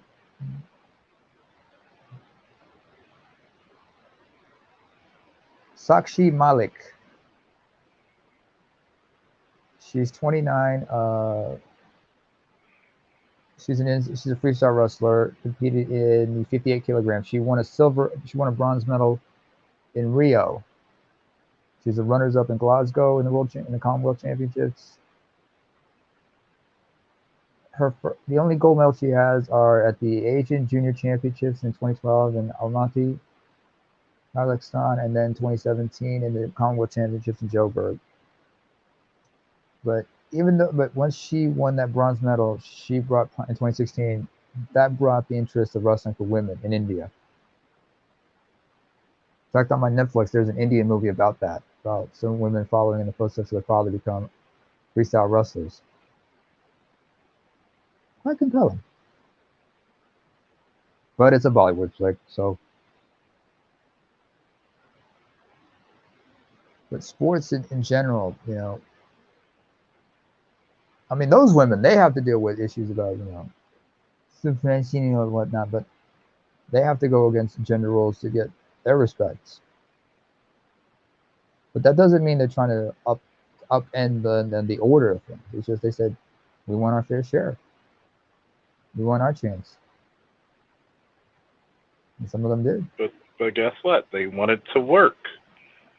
They wanted to put in the work. They were willing to put in that work. I'm sorry, bro. You got me kind of nervous about my phone. Is my phone like an easy phone to hack or something like that? Like, no. That's not what I'm saying. I'm just saying that, you know, you gotta. The thing about it is, hang on, earpiece up. Sorry about that, Khalil. That's not what I was trying to say. I was saying like. Okay, because you know, I'm be honest with you guys. I'm tech savvy, but I'm not that tech savvy. I'm like, hold on now. Like I will trade this in for an iPhone. I'm not saying that's not what I said. But then again, you know, Samsung and iPhone and Samsung and Apple, they got their beef still. Because somebody's accusing the other one of stealing their shit. You want to know honestly why I got rid of the iPhone and got this? Because like I broke 2 of them in like less than a year. Well, excuse me, within a year frame. And I'm like, man, I keep paying these deductibles. This costs a fucking iPhone when I paid the 2 deductibles. I said, all right, this Galaxy Z3 came out. It's like a $1,400 phone. And the guy was like, dude, I give it to you for $500 on lock. And I'm like, that's how much I paid for the fucking iPhone. He like, this costs more than an iPhone. And then I got it because I'm in the process of creating a podcast. So that was so crazy that the one brother Chaos was saying that's what he do as far as putting up people pages. Because I got a couple of friends that together, it's the 3 of us, and we're thinking about starting a new podcast. So I'll definitely be contacting you, bro. But it was like the phone, this phone right here, actually, the camera is so good that like I talked to a guy who actually deals with the same type of stuff, but he deals with a more larger scale though. And honestly, he told me he don't got time to deal with that. But he was saying like the type of phone I got holds a good memory bank and got the right software where I can basically do what everybody doing on YouTube with my phone. He was like, it's no different from the iPhone when it comes to like the technology as far as like, if he actually the camera's a little bit better. I just got one thing to say. Yeah. How did you break your iPhones, first of all? You know, everybody got like omens. I'm the phone omen guy. I probably ran through like 30 phones in my whole life. But I'm gonna so the first one, no case, right? Gone fishing, dropped it in the water, got it out, put it in the rice, got home, forgot about it, took it out, dropped it again, and broke it. Second one, that one was stolen. Then the person who stole it tried to do all this stupid ass hacking shit to break into the phone and totally fucked my phone up completely. That's why that's why whenever I get anything, I always had to do, like when I get a phone or a tablet, because all my shit's on Android, right? Mm-hmm. Now my shit's Nokia. Yeah, I'm that old. Hell no. What? Did you just say you have a Nokia? I got a Nokia. I'm joking. I bullshit. The newest ones. I got the newest ones. I got a G20. I mean, no, I didn't even know they were selling business. That's why I asked that. Yeah. No, they underwent restructuring, but they came back. They bounced back pretty well. Even my tablet's a Nokia. Are they based in the States? In America? I'm not sure. But anyway, I don't when I think got so. this Yeah. shit, yeah, but when I got All right, this shit, fellas, y'all can stay on board. I'm about to sign off. Y'all can stay on after hours and speak. But woo, I'm out. Woo, ooh, yeah. Hey, Charles. Hey, Charles, play the outro song. Oh no, wait. Can you, Mr. DJ? The outro. This one. Candy girl for Mongo. Candy girl for Mongo. Please, Sam. And for the rest